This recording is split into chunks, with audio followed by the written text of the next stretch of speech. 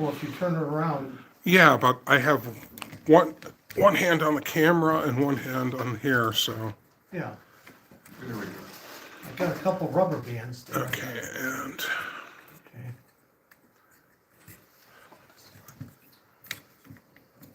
Yeah, okay, sorry, gentlemen. Google once again makes choices on our behalf, or YouTube, that are not entirely Give everybody a hiss for Google.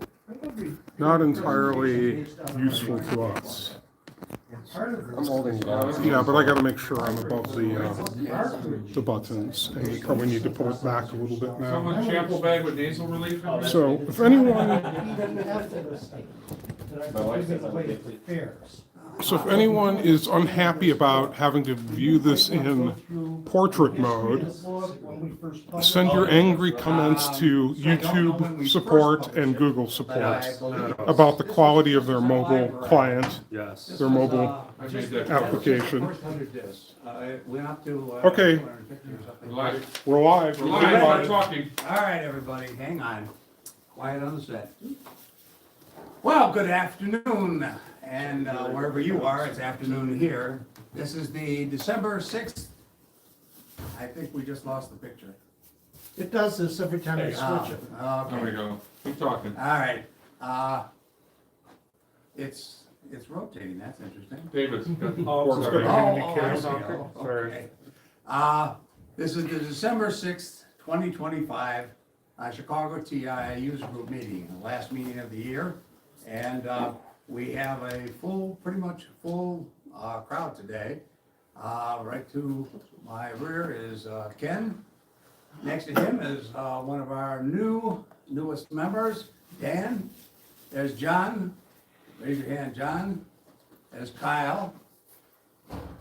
There's Erwin, who's just arrived, late as usual. Going for the And- goodies. Where I brought is goodies. getting some coffee? He brought goodies. Everybody knows we live on black coffee. There's our president, Vic Stirp. And Here for the president. who are we missing? Oh, we're missing David, okay, he's the one. David, do something. All right. We have There's, it's ultra zoom. There we go. we have a rather full meeting today. We have a lot of things to talk about. We have some interesting games to play. We have the issue, the newsletter issue, that the latest newsletter issue that John has produced. We even have some Christmas presents for everybody. So I'm gonna pass out some Christmas presents to everyone. It's gonna be a cold winter. Do I get one? Using this, you'll now know how cold it gets. This will be something that you can put on your pee box. Would you pass that Is down? there money in here? Make sure it's Yeah, streaming. there's money in there. Streaming Right, on your YouTube. one for David. Can Get you there. We open it pass up that to now, or we David? gonna- Erwin, you got one of these? Pass that over now. Ooh. Erwin, here's some money. over the. Yeah, sorry, didn't mean to put it in the coffee. Did everybody get one? Okay, you'll see what it is. It's even got a little magnet in it, so you can put it on the side of your Cool. key box. Will someone hold her up? Yeah, hold it up so you can see what it is. It's a little tiny thermometer, and you put it on your car, put it in your, and you put it on your forehead. Then if you have a It's fever- zooming at, But it is Jim. neither oral or rectal. Yeah, and, or rectal. Rectal, huh? Cheers, Tim. Some people might feel it more than others, huh? We have an agenda. We have an agenda for this meeting, Follow the agenda. and we have at the bottom, Ah, a little bit of humor, I guess. Oh, boy. That John has, put on the bottom of our agenda, and I'm gonna read it to you. It says, "My wife came home early and caught me in bed with a beautiful woman. She screamed, 'You filthy pig! How can you do this to me? I'm the mother of your children. We're getting a divorce.' I said, 'Honey, please, just let me explain.' She crossed her arms. 'Fine, talk, but these will be your last words.' So I told her, 'Look, sweetheart, when I got off the bus, I saw this poor lady. She was freezing and starving, and she asked me to help. How could I ignore her?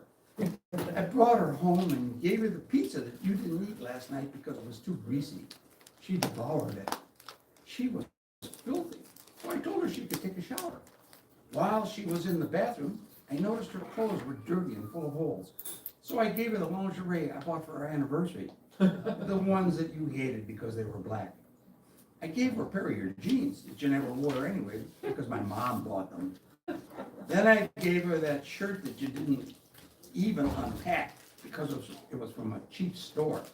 Honey, you should have seen how happy she was. She was glowing. I walked her to the door. She turned back, tears in her eyes, and said, "Is there anything else you don't use?" That your wife doesn't use. And that your wife doesn't use? And as you can see, here we are in bed. Thank you, John. That I said was, read at your own risk. that was John. That was John wrote that. I read it somewhere. Yeah. Fair Anyway. recap, So I think we're 2025. probably ready to start the meeting now, are we? What's the Yeah. agenda say? 25, how did the fair go? Oh, the fair, Al? the fair was terrific. The fair was absolutely wonderful. We had lots and lots of people. Do we have a picture? I think we have a picture on here. Let me, I hate to use an iPad in a TI meeting, but I have a picture here of the fair. And Oh, yeah. if this works, and believe me, this is a TI meeting, a TI demo, so there is absolutely no No chance No, you'll get it right no the chance first that it's time. gonna We work got the the first picture on time. the newsletter. All right, so- there's a picture. Now, David, I don't know if you can zoom in on that. There's a picture of some of us. I don't think we got everybody there. I don't think that, let's see, wait a minute, if I touch on this But one. we do have it on the newsletter. With a picture, yes, it's in the newsletter, so if you don't have the newsletter, Download there it. it is. You get it. Now there's a whole picture. Get the newsletter. CTIUG.org. These are most of the people over there. I believe there's a few that are missing, who didn't make the picture, but Well, that was Yeah. at the end of the fair, yeah, some people fairly left. good- Fairly good, Always fairly good a hazard. turnout. These days, as I was telling Dan earlier, it used to be thousands, but at any rate. That was then, this is now, and we're still around. So, that's, next year, the fair will be on the 24th of October. And we hope that even more people will be coming. As it is, we are still gonna hold it in the Falcon Room upstairs. It is large enough to accommodate even the greater crowd that we expect. And we are going to maybe have some different attempts to get everything on the tape and show it even for those people who aren't able to attend the fair. But we'll see how that works out. As anybody who's ever been to one of these fairs or ever watched it online will tell you, there are always unexpected events, little glitches here and there, but we overcome them every year, don't we, guys? We made some accommodations so it won't happen again. So the fair will start on time this year. Did everyone Or next survive year. the pub So you crawl? say. We'll see. We'll see. Positive, no negative waves, Moriarty. Did everyone survive the pub crawl? Yes, most of the people, the infamous pub crawl. John, it's the infamous pub crawl. I didn't have room, I had to cut a word out. Infamous I'll pub add it, crawl, I'll add it. infamous pub crawl. And we'll have it again next year, and hopefully, just as many people will be able to attend and even survive. And the survivors breakfast the following morning, we'll take head count and we'll see how many people have actually made it. So, that's about it for. Can I make a quick comment? The 24th of October, mark it down on your calendar. Start creating your programs and your hardware projects right now to be available to debut at the fair next year, 2026. So, John, I believe you have an icebreaker event for us? Yes, I have an icebreaker event. This is the one and only, TI only made one of these. This is the TI 9948 Boppet device, okay? The way this works is that it's a testing device that tests your dexterity, Yeah. is that right? Well, following the instructions. Reaction time. Following the instructions. So what it is you start this, and we're gonna pass this around, everybody's gonna get 2 tries at this, that wants to try this, okay? And it basically, it's called Bop It because you have 3 things on here. You have a button that you press, right here, that's called Bop It, right? One side is pull it, you pull down on here like you're milking a cow, And the third one here is twist it. So there's only 3 things. So you just hold this thing however you want, and it's gonna tell you, bop it, twist it, pull it, and you just have to do it. You have like 2 seconds to do it. Does it get faster as you do it? I don't know if it gets faster, but it does keep going, and Yeah. so it counts your score, and the high score we're gonna have a prize for the person that does the high score. So I'm gonna start this with Kyle, since he knows how to play it, and then as you see it, it'll be easier, okay? So here you go, It's been about 20 years, but let's go for it. I think you just press it. Just press it? Or pull it or something. There you go, High score 26. ready? Bump it. Twist it. Pull it. Bump it. Pull it. Twist it. Twist it. Pull it. Bump it. Pull it. Twist it. Bump it. Get faster. Bump it. Twist it. Pull it. Twist it. You're the champion right Pull here. it. Yeah, I was looking at you. so we should do it after Pull this. it. Twist it. No, we only have 3 hours. Twist it. Pull it. I've never gone this long. Twist it. Pull it. I was a world champion, did I not mention that? Oh, no, you didn't mention that. Pull it. Bump it. Twist it. Yeah! Oh, geez, you lost. Score 28. 28. The 28. record. Who wants to be next? Hal's gonna be next. No, Hal's not gonna help. Come on, Hal. No. Come on. We'll play Jim. zeros at sometime. Pull the bottom one to start. Solo. And then bop it. Now hit the button. High score 28. Right? No big deal. So besides solo, Bump it. is it a contest between 2 people maybe? We don't have it in full basketball. We're just gonna do the score, high score.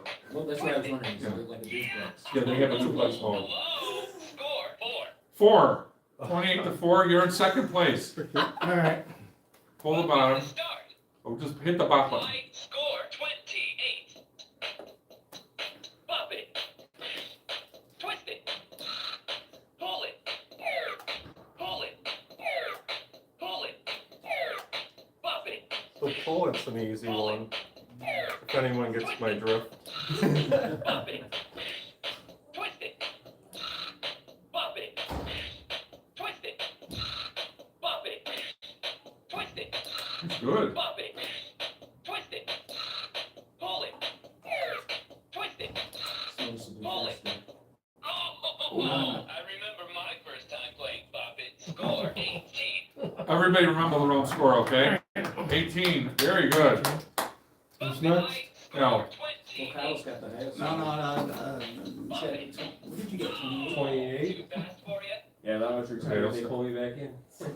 Hit this first. Yeah. High score 28. You ready? Go. Bump it. Twist it. Pull it. Twist it. Twist it. Bump it. Bump it. Pull it. Bump it. Twist it. Twist it. Twist it. Bump it. Twist it. Pull it. Bump it. Pull it. Pull it. Twist it. Bump it. Bump it. Bump it. Pull it. What score? Score 22. Oh, new second place. So if you don't pull it in time, you lose. You lose. It's Yeah, before, that's you gotta get faster. it before the beat. Oh. Yeah. okay. Press it to start. The right there. Yeah. I'm going high. Score 28. Bump it. Twist it. Pull it. Another cup of Pull coffee. it. Yeah. Score 3. Want to try it again, or you? Okay. 3. Well, you're not in second place. Bump it to start. High score 28. Bump it. Twist it. Pull it. Bump it. Twist it. Bump it. Pull it. Twist it. Pull it. Yeah. My first time playing Bump It. Score 8. 8. Oh God, here we go. Maybe I'll Take try me it. down. High score 28. I need another cup of coffee. Yeah. Pop it. Twist it. Pull it. Pull it. Pop Did it. you know yet? Yeah. Twist it. Pull it. Pop it. Twist it. Pull it. Pop it. Twist it. Pop it. Twist it. Twist it. Pop it. Pull it. Twist it. Pull it. Twist it. Pull it. Pop it. Pop it. Pop it. Twist it. Oh, hello. Score 24. Very good. Wow. David, your last one. Cal, you wanna hold the camera for Yeah, I'll Oh, trade you. switch it, but switcheroo? you gotta beat 28, I think. You gotta do it with one hand. I'm going to Yeah. sleep. All right. Press, pull the thing down at the bottom. Solo. Now press the bottom. High score 28. Pop it. Twist it. Pull it. Pull it. Pop it. Pop it. Twist it. Pop it. What was that other name? What's the colors? Pull it. Simon. Simon. Yeah. Oh, I started listening to you guys and I lost concentration. Oh, well, that's why we did it. Congratulations, Kyle won. Trade back. And, it's yours. Oh, yeah? It's yours. Wow, it's an honor, thank you. It's the only one of its kind. It's the only official TI-9948 Bop-It device. I didn't know. Yeah, it was a test marketing thing and it didn't go over, so How many You only of these did made- you sell? just one. Just one with the crooked sticker. We gotta ask the, Yeah, they didn't market it right. that's it, yeah. What do we got next here? We got a guest speaker. We got Hal, if you wanna do the introduction? Well, today we are joined by someone who knows a little bit about TI from having sold TI as the former Midwest Regional Director of Sales for the TI Consumer Products, Dan Stark. Dan, why don't you tell us a little bit about yourself and about your career? Yeah, well, I actually, right out of college, was kind of down a path of finance with General Motors Acceptance Corporation. And then decided to get into, my wife and I took off and moved to Colorado. And I got a job in consumer products, that selling toilet paper for OTP. Scott Paper Company. And There you go. then, in 1980, Texas Instruments was changing their whole strategy towards consumer products. Of course, they had the calculator, and they had introduced in the very late 70s Speak and Spell, and the LED watches, and really developed the consumer group. And up to that point, the sales were all being done by engineers.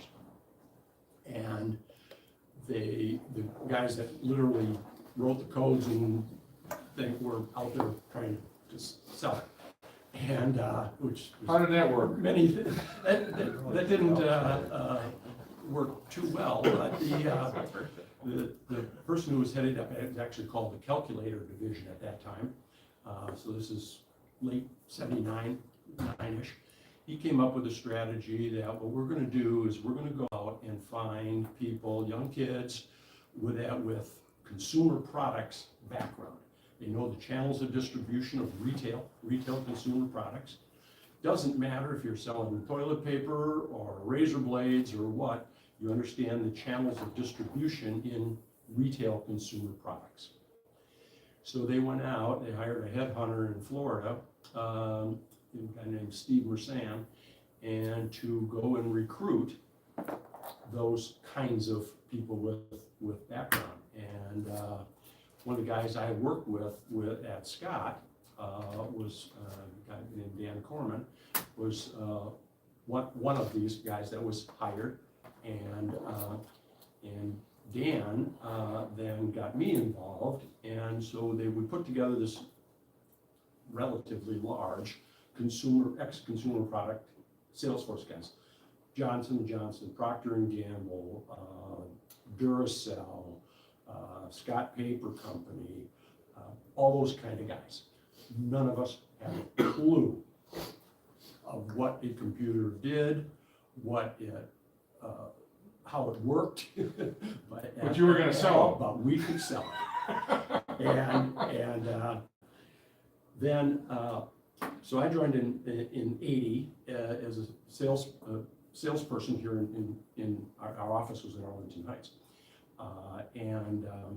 Then at the end of 81, I was promoted to, actually I was regional director, regional sales manager, what, and I had the Midwest, so Wisconsin, the state of Wisconsin, the state of Illinois, I think Missouri was in there, might have been another one, exactly, but the big guys were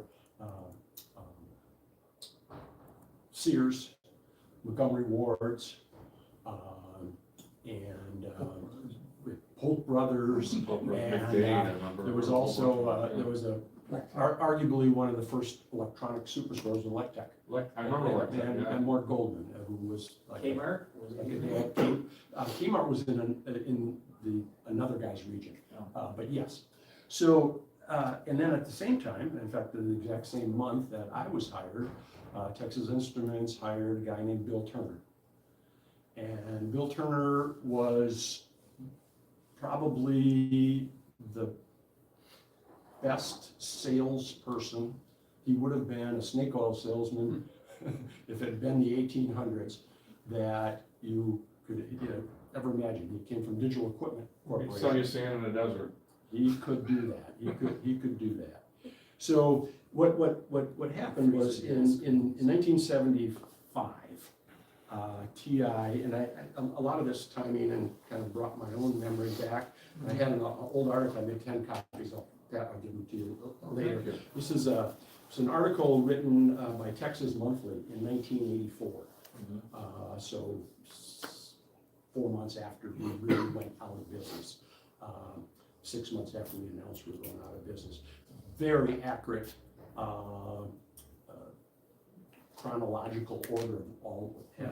So what I kind of thought I'd talk to you a little bit of some of the highlights of how we got there. One thing I'd be curious, if real quickly if we go around, when did you buy your first 99.4A? Where did you buy it? Do you remember what price you paid for it, and why did you buy it? You want to start? I don't know one. You don't know what? Okay, well, You still don't know. he just wandered in here one I've day. seen like He just came for the coffee. the rebate ones occasionally. I got mine from McDade's, believe it or not.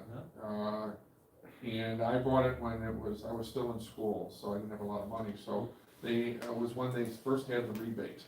Because I remember mailing in a rebate. I think I paid, $199 to $149. yeah. And I finally was able to convince my parents, I think I paid half and they paid half. You know, what are you gonna do with it? I'm gonna write programs and, you know, I'm just gonna be, I was still a kid, and so. And how old were you at the time? I was in, I think it was my last year of high school, senior high school, so I think it was 1983, and I would have been 16, something like that. Okay, so you bought it I bought it really young. real near the end. And it was funny because I already had a cassette recorder, Uh-huh. you know, like a lot of people did at the time, because I used to save money by holding the cassette recorder up to the radio and recording my own tapes. Yeah. And save all that money, right? I don't have to buy them. And so, you couldn't get the cassette cable. It was sold out everywhere. So I had the computer, and I had a cassette recorder, but I couldn't connect it. So I remember typing in the sample programs for like an hour or two, and then playing them, and then when I turned the computer off, I lost everything, and the next day I had to type them in again. So I'm sorry, I didn't mean to monopolize. Dave, were you kind of with me? Yeah, I My never, brother. Okay. I was pretty young, so I never bought one back then. I just used his. When I went to school, I went to work, they'd break into my room and get on my TI, Yes, yes. and then because I I had all the was- stuff in my mini fridge. And would you call yourself hobbyist, really? Why, what motivated, or what, it was, you were interested, why you were interested? I was interested in computers in general, or the TI mainly, because I was a huge Doctor Who fan. And anything with keys and buttons and lights, I loved, you know, because I felt like I was in Doctor Who. So that's why I started. I didn't even know what half of it was. I was 9 or 10, and I would just pretend I was on Doctor Who programming things, and Yeah. that's why I loved it. Kyle behind the camera? Oh no, I was hoping to avoid this. No. Guess I'll set this down or trade. I got my first TI-99 2 years ago. I have always been into tech. I work in IT now, and I love computers and technology. But if I'm being honest, I feel like we use it in some very bad ways with the internet, and I wanted something that would get me back to the roots of understanding and appreciating technology without all the social media and stuff on it. And I really wanted to learn BASIC, and so that's why I bought this. I paid $100 for my first one, was the beige model. Found out people aren't fans of those and got myself a proper stainless one. But yeah, that's neat. And now he has 4. Now I 3 have or 4. More than most of us. 2 years ago you bought it. 2 years ago, yeah. I didn't even know they were still available. I'm 36, so I grew up, my first computer was a DOS Windows 3.1 computer, so it was before my time, but I kind of wanted to get back to more understanding of the fundamentals. Interesting, yeah. He's a youngin. Victor, our Yeah. president. When I got started, TI was marketing the computer through a multi-level marketing company called Tronics. And think of like Avon, where you have a sponsor and, you know, you sell the products, they get part of the profits from it, and you get part of it. And you sponsor other people. But anyway, I got to get my TI and the cartridges and such at cost. And so that was a great way for me to get in it. I only What ever year was sold that? one of them. What year was that? It's like early 80s, I don't know, 82, 84, sometime around there. I'd have to look at my receipts from Tronics. And when I sold them, and it was very true. Was We it before waited, or after the shutdown? it was just before, because we had to wait 2 weeks to get the cassette cables too. Yeah. And it was like a feeding frenzy when they finally came in with the various distributors Yeah. getting their assigned cassette cables. And I subscribed to Home Computer 99er magazine. Yeah. And I learned most of basic programming by typing in programs, making mistakes, and having to debug them because they acted weird. And figure out, you know, where the problem was.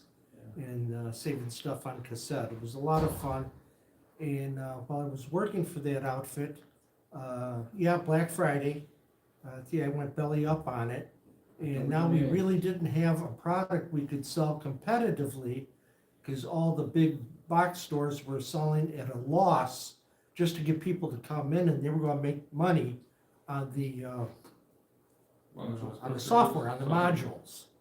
And so Tronics went over to the NEC brand PC, and which was a fine machine at the time, but it was sort of an oddball. Nobody really heard of NEC or knew what that was. So that Tronics sort of folded. Okay, Jim, you're up. Okay, so, much like Kyle, my entry into the TI was much later in life, although I was around for the home computer revolution, so to speak, but I would have been probably considered part of the enemy. Commodores. Yes.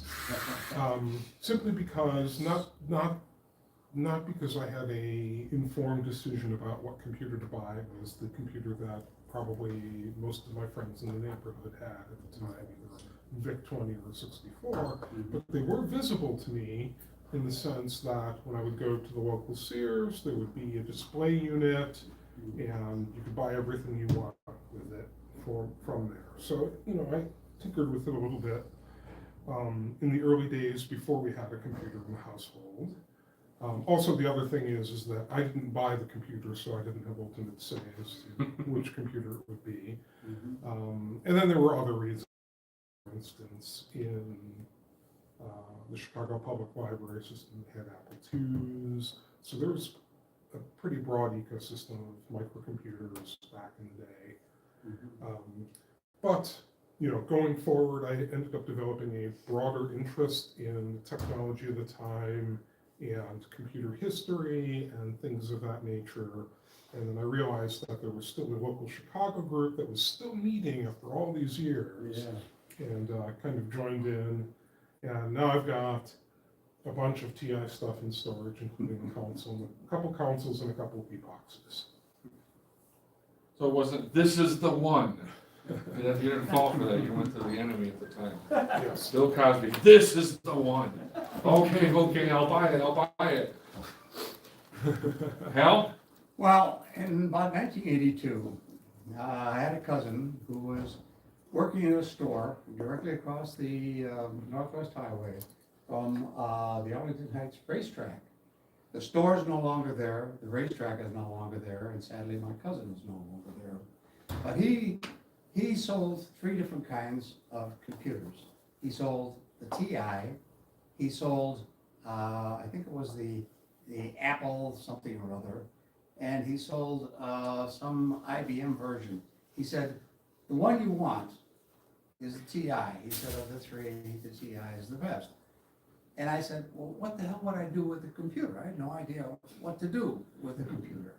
And he said, oh, well, once you get one, you'll find something to do with it. So, Did you sell people like that? Is that a good sales pitch? You'll find something to do with I it. talked to my wife, and I said, well, you know, we should get the kids a computer because this is supposedly the future, and everybody's talking about computers, and besides, I can't afford a Corvette.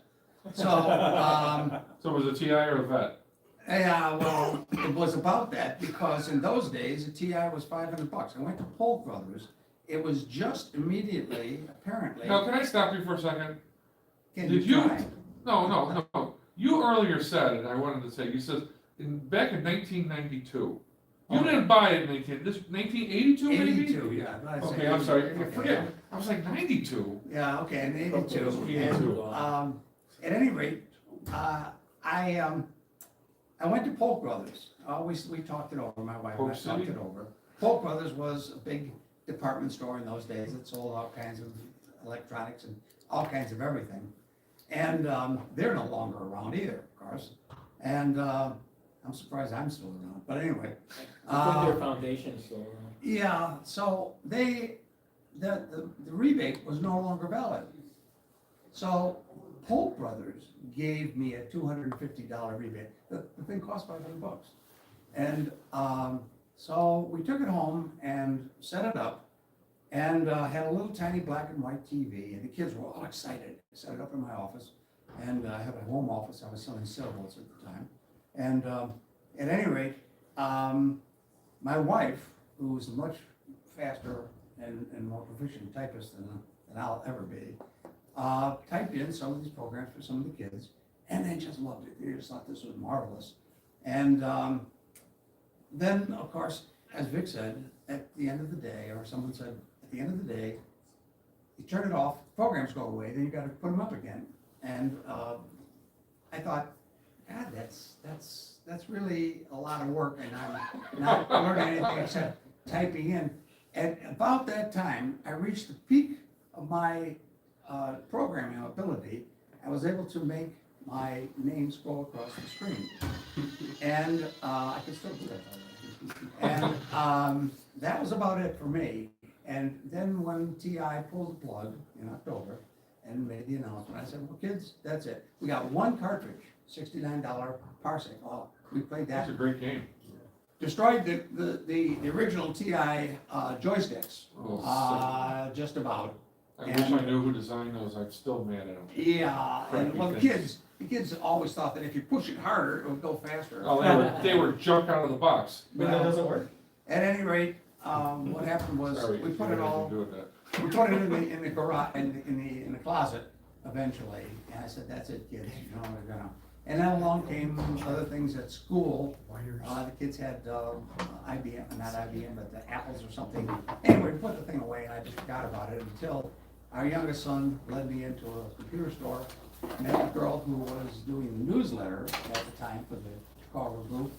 Went to one of the meetings, as I mentioned before, saw 300 people in the room with the same exact computer that I had. There were vendors all along the walls. You could buy stuff, you could buy new cartridges, you could buy at a reduced. Cassette cables? Cassette cables, all kinds of stuff. I got a cassette cable. I became the cassette librarian for this group. Had to lug the big P box that they loaned me to turn the programs, they gave me the complete library. This is a catalog of the complete library. The first 100 discs that we had, each of the discs is labeled with not only what the name of the program is, but what requirements it had. Whether it was in extended basic, which by the way was also very expensive and hard to Yeah, get. sure, the hell it was expensive. The cartridge I wanted, of course, was a TI writer. I was a journalist. And so I needed to be able to do word processing. $150. $150, a great big thick manual, beautiful thing. I have about 5 of them now. They don't cost $150 anymore, thank heavens. Dan, you're gonna learn that when you ask Hal a question. Yeah. So anyway, that's my history with the TI and still doing it and loving it and still using it. And I still do the occasional bit of writing on it. Ken? I bought mine on eBay and got a beige one when I joined this group. And what was your expense? Well, I don't remember. It was a few years ago when I first started. Well, there you so- go. So, I'm interested in that, and because most of you are really the, Young and good looking. not, well, I should say, Hobbyist market, right? yeah, the hobbyist, but was also the biggest issue, so in 1975,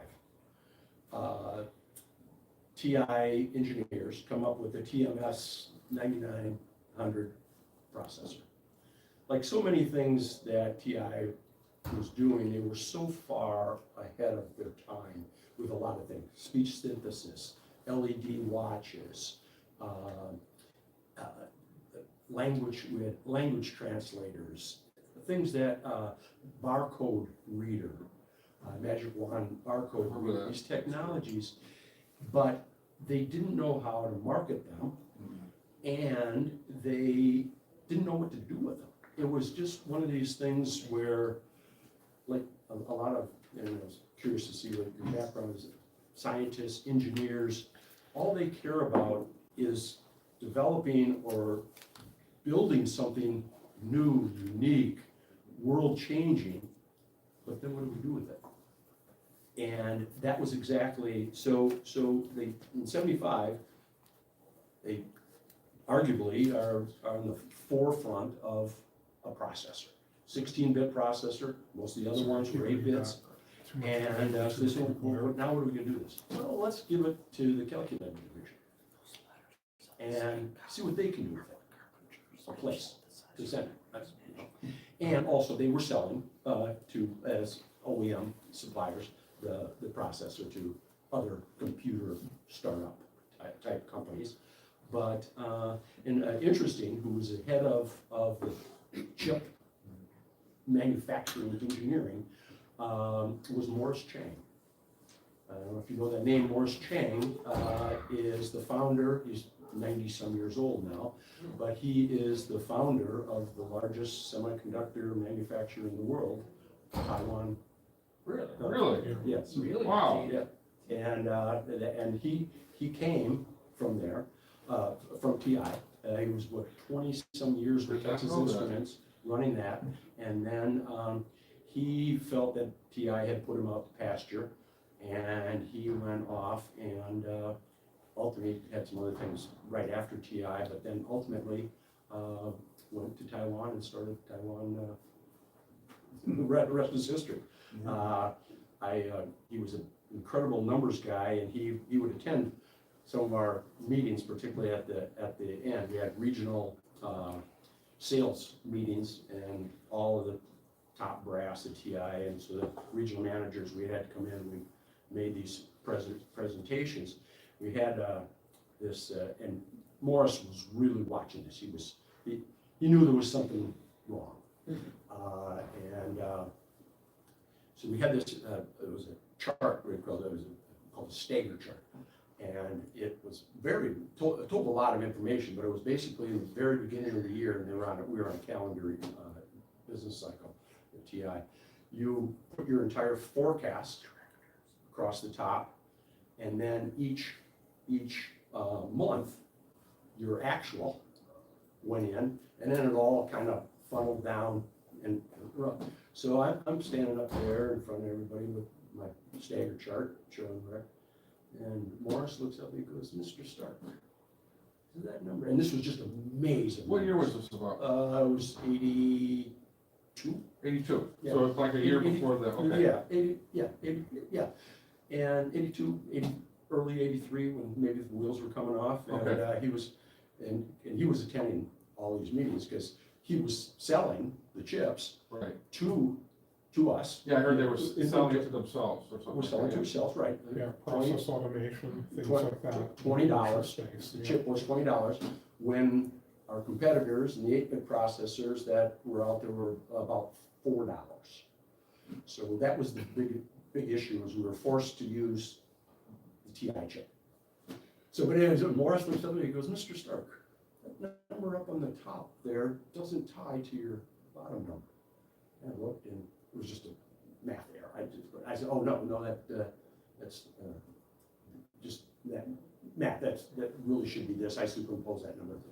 He goes, Mr. Stark, if that number is an error, how do I know your whole chart isn't an error? Burn. Yeah, and it came off as a kind of, you might think it was an asshole, but that was a lesson I really learned of thoroughness and understanding and credibility of it all. But just a little side with Morris, but obviously he went on to be a very famous guy. So the original plan and the consumer, so we got this chip, and by this time it was very late 70s, 78-ish, 79-ish.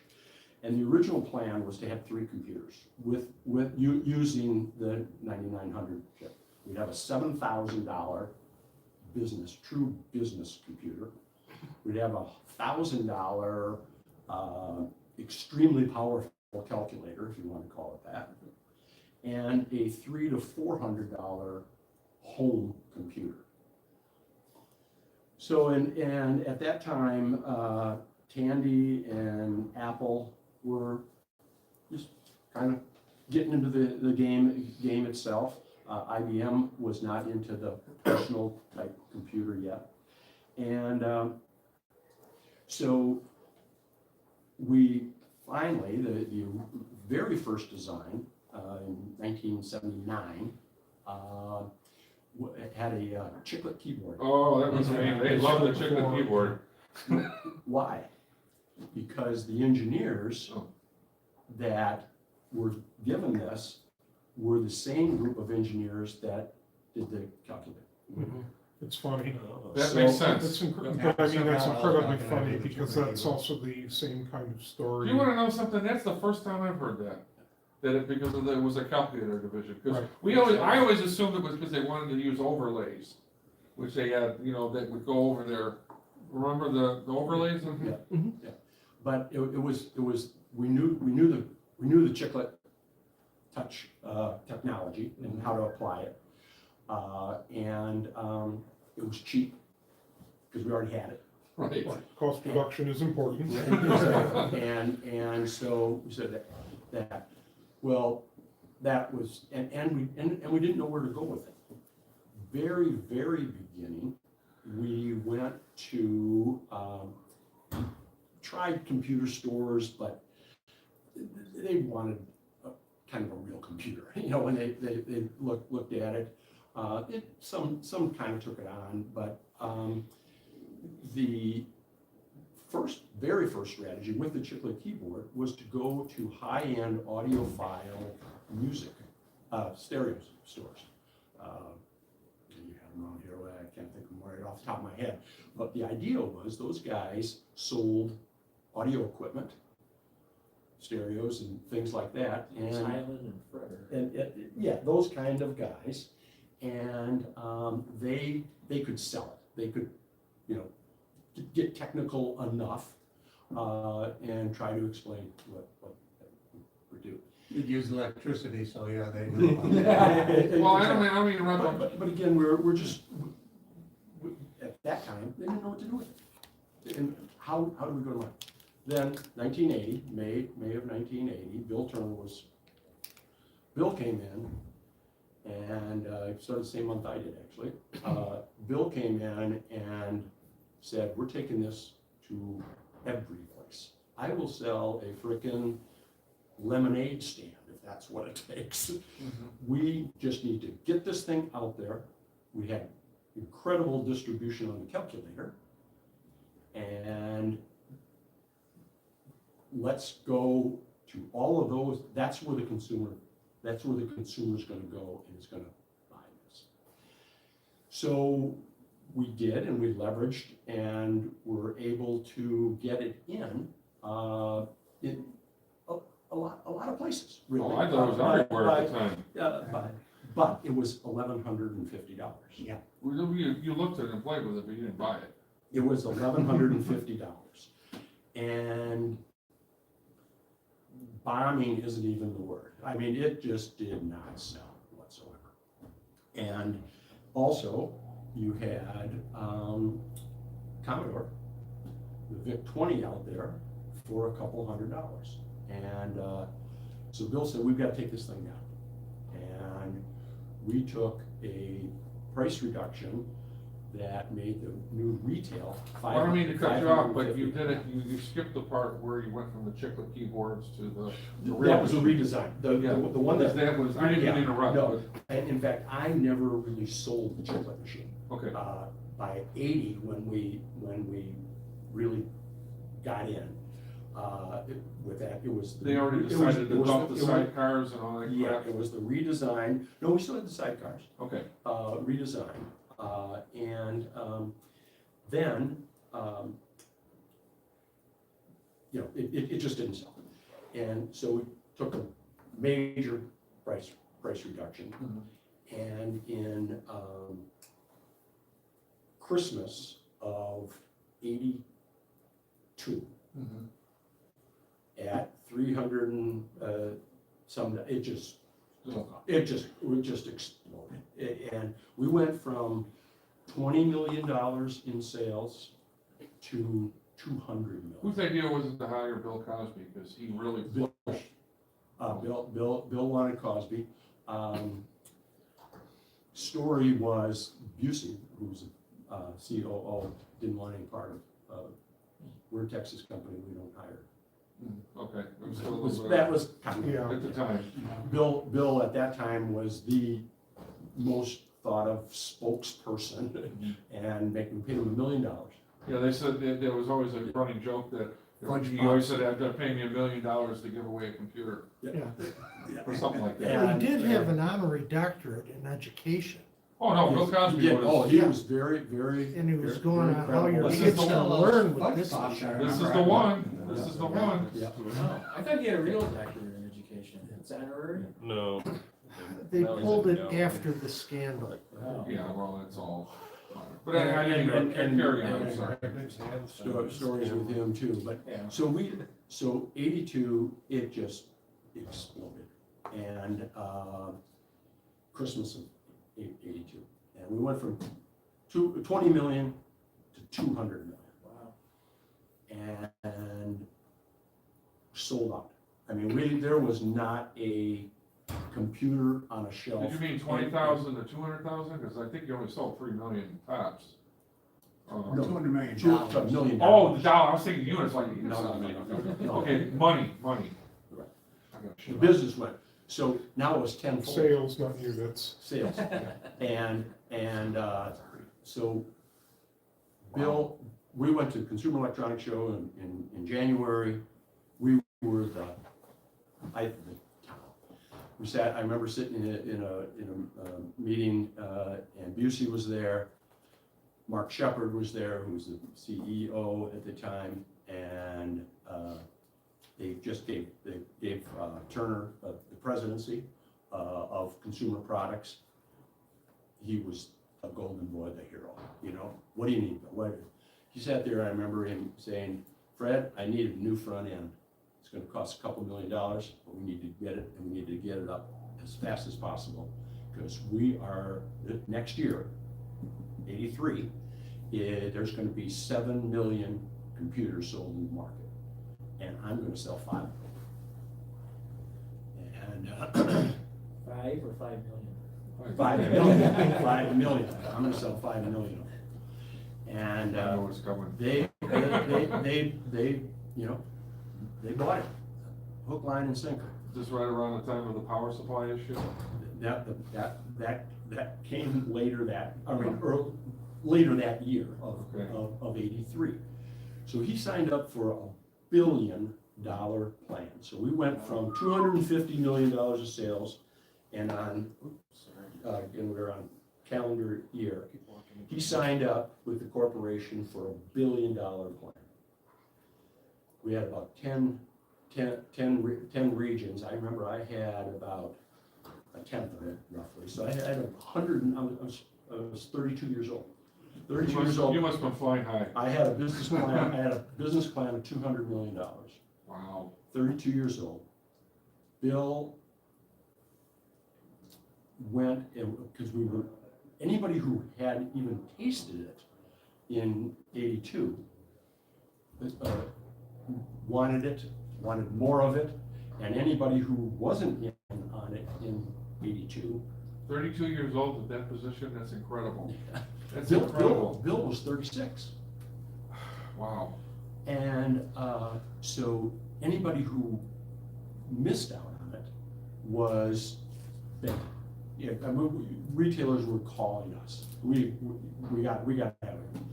We had been working for quite some time on Sears, and right before at the end of 82, Sears came in, and we wanted to get it out the door. It was the largest. If I remember the number exactly, it was the largest order. I know it was the largest order ever by Consumer Products that I got from Sears. It was $5 million, one purchase order.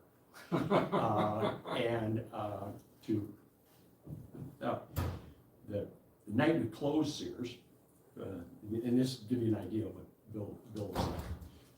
Always the highest, putting on the show, always a show. Always went with the leader. He always took the corporate leader. And you know, it cost his cost center a lot of money, but you know, that was part of the show. So with the night we actually closed Sears, it was December of 82. And we didn't deal with buyers, and you know, because those numbers were so huge, and it was such an important time kind of thing. You know, high level merchandise managers, VPs of merchandising and stuff like that were always in the room. So we had the merchandise manager, whoever, and so we're in the kind of wrapping up the final, and the guy goes, you know, it's getting late, guys, I'm gonna miss my train. We live way out in the west suburbs. He goes, I'm gonna miss my train. And Bill goes, don't worry, let's finish this, let's get this deal together, because I got the Lear out at Butler, at that time they had Butler at O'Hara. He goes, I'll take you home. I'll take you home on Lear. And that was also the same meeting. We're up in the you know, what do you do with this thing? Software. We had it all lined up in the back. We had the computer and software. I think we legitimately probably had 15 pieces of software. He had multiple copies of the same software, all lined up, and he'd go, and that computer, man, all that software, all that software. Salesman. That's where you make the money. So there was so we can get the meeting and everything's all committed and everything, and so we go out to Butler and to at O'Hare and get the Lear, and he had sent somebody out to call the pilot and say, we're gonna take this guy home. Because we're going. It's like Glen Ellen or something. I mean, what's it? Give him a parachute. Yeah. And he goes, Bill, I can't put this thing down anywhere. You know, there's no Middle of the street. There's no place I'm going to put it down. There was that one airport, DuPage, some county airport out there. He goes, but the runway's not long enough. And he said, I can't put it. Bill goes, I don't care. He said, let's just go for a ride. And he always had the Lear cater. And he goes, I promised this guy a ride home. And he goes, I don't care, let's at least just go for a ride. And so it's like about 8 o'clock at night at the time, so we get into the Larry's, get, you know, lobster and everything's all there. And pilot says, he said, yeah, Bill, I can do that. He said, but I can't just drop this thing in and out of here, and we gotta get clearance, we gotta get, you know, got pop light, all He this didn't stuff. hand you a parachute? Yeah, and he said, and Bill goes, I don't, this was always, Bill's just like, I don't care, just do it, just get it done. I don't care what it costs, what, so. We go flying around, wherever we're flying, and I felt like that, movie where you look down like you know, and seeing the city and wherever, and we're flying around probably for an hour before you could get clearance back. To land back where you started. Back where we started, back in. How far west did you live, by the way? No, this buyer that we were gonna take out, he was out way, as far as whatever train line goes That's where west. Vic lives. Yeah, yeah. And, Burlington. so he says,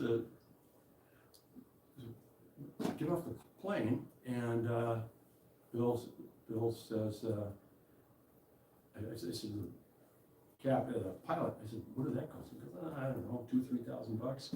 It was a lot of money, you know, for the little joyride. And, so Bill said, well, we still gotta get this guy home.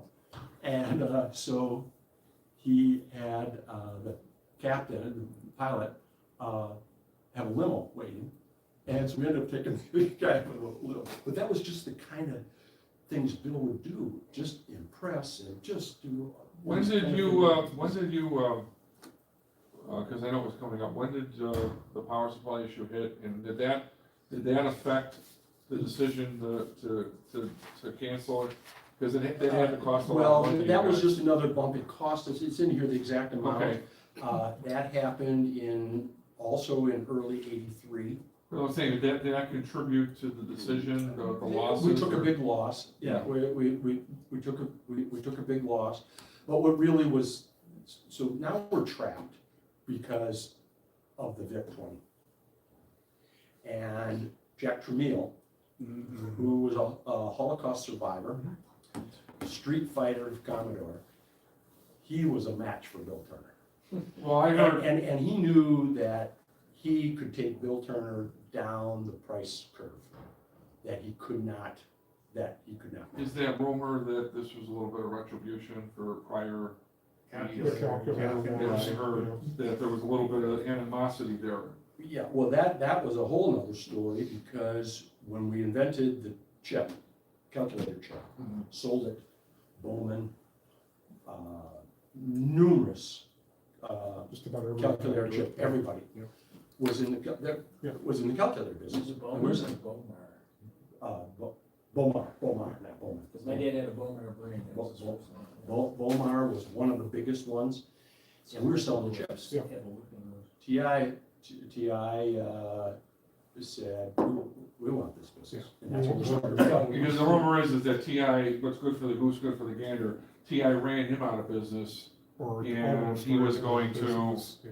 Yes. teach TI, make Well, him eat it. there was some vindictiveness of Oh, that. certainly. So a little bit, yeah. Yeah, there was, and TI got into multiple lawsuits, because what we did is we just stopped shipping all of what these OEM suppliers, Yeah. calculator guys, took it ourselves. We Yep. took all the chips. Yep. You So, stopped, we you took stopped all- being an OEM and you started being a product Exactly, producer. Yeah. and that's where the calculator group and division really kind of started, and then the other Speak and Spell and all these Yeah. other innovative So products. this now came- former Commodore guy took a bath, or something. Yes, he had a history with that, back with Yeah. that. He was early in Atari too, I believe. Yeah, when they booted him out of the company, he went and bought Atari, Yes, exactly. or their home computer division at least. So Jack said, I'll get these guys out of the business, Yeah. I'll just keep moving. There's no way they can. Right, because they're much smaller out, MOS technology. Well, and much more expensive, everything, the whole design, everything was, Jack was producing offshore. Yep. All the costs, so Bill said, we gotta go with them. I don't have any choice, but we'll make it up with the software. And that is Heard that why, before. and that's why they would not allow the architecture to open up. We had to have it. At the very end, we needed to sell 15 pieces of software for every computer in order to make money. Well, you know, the issue wasn't so much, it was if they would've came up with good software. I mean, for every parsec, there was 5 or 10. But here's why we couldn't get good software. We made the mistake of moving, Busey was a Texas Tech graduate. Mhm. He also grew up about 29 miles down the road from Lubbock, Texas. And as a gift to Lubbock, in the mid 70s or so, about, he opened up a chip factory in Lubbock. And also a really good intern program with Texas Tech. If you were a 4-year intern at TI while you were at Texas Tech, if you joined TI, you immediately started with 4 years of seniority. It was a gift program, but the problem with that is we couldn't attract engineers, software engineers from Silicon Valley. Yeah. Also, coincidentally, about the same time, Austin, Texas they were developing themselves as a Silicon Valley of Texas. So that wasn't a rumor, because the rumor was that people didn't want to move to Lubbock. No one wanted to go to Lubbock. You couldn't be Also, fixed that another- over Austin, you Yeah. know. And no one would want, we couldn't draw enough talent, and to And at go. the time, stuff had to be pretty much done on site. You know, like now, they're kind of like you develop stuff all around the world. Doesn't matter where you No, live. you had to. And also, I think some of the other early software development companies too also took chances on sort of wonderkin that did not come out of the college system, and they gambled, and some won, some lost on Yeah. that as well. Yeah, yeah. But they ended up, getting some kid who isn't even in college writing some software for them and When year would that making be? bank on it. What's that? About what year? I mean, this would have been during home computer era, so, early 80s. And kids were doing it too. Yeah. Kids were starting companies, and there was so much money Well, not around. necessarily starting companies, but finding their Didn't know, way into no. companies, Mhm. getting paid reasonably well for their Well, I work. guess maybe the question is like, I know, because I read about IBM was like that. It was Texans were a little more stiff shirts, is that the right term? Where, they weren't exactly, they wanted to hire somebody who was, College educated. college, more on paper than actual, you know what I'm saying? They wouldn't have hired, They were defense jobs or contractors. Wozniak out of the Yeah. garage, you know? Yeah. Yeah, they're not gonna hire an unwashed hippie that's unvetted. Yeah, Right. no, that was not the culture. Okay, that wasn't. We are a serious engineering Yeah. company with serious engineers. So we're gonna get people that got right out of college and, Got the degrees, the credentials. but I got this great game and everybody wants it. Sorry, your degree doesn't. Yeah. When did the computer engineering degrees or programming degrees or science degrees come about? Because in the mid-70s, There weren't Even now degrees, exists. there were vocational training. Yeah, that's right, and the kids, some of the brilliant You could have kids. gone, you could have For gone. instance, my daughter's boyfriend was a sophomore in high school, and he put the local newspaper on the air digitally, well before any of these. He had about 15, he had AT&T, he had Chase Bank, he had all these customers, because nobody else knew how to do it. It was an arcane thing. If you knew anything at all about the internet at all, you were the high priest. But they wouldn't even look at you. Well, no, the thing was that he could go in, he could say, I can do this, and they just had to sort of believe him, and they threw money at this kid. He sold his business in his senior year for $15 million, and as far as I know, he never worked again. Well, what year was that though? Well, let's see, my daughter graduated, when did Margaret graduate from high school?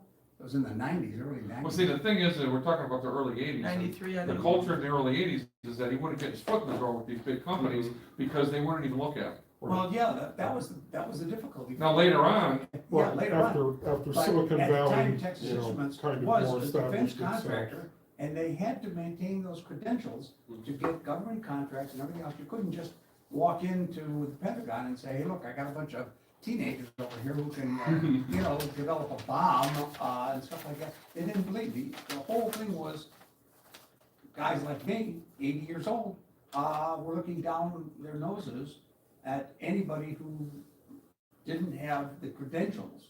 You had to have the credentials. Right, the idea being back in the day. you did have to TI have like know that I mean, they had to know that, you know, this machine has Pac-Man and we got much crap. You know, I mean, they had to know that it was inferior. We They had no didn't. choice. We knew it. They knew it, but We had knew no it. choice. We knew it, we had no choice whatsoever, other than just, ultimately, is you had to pull the plug.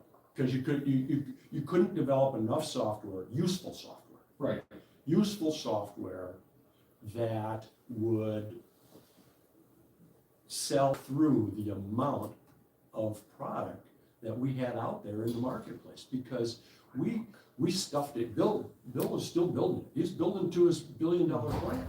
And we had all the piece parts and all the building. That's why Morris Chang was so skeptical. Because they would thought Where's that you all this have stuff? people that would have like, well, I know now again, they go to, what do they do when they have like test people, they bring them in and what do you think of the new product and what are those called? Focus groups. Focus groups. I mean, didn't they run any of that stuff then? You know, where they, what do you think of our stuff?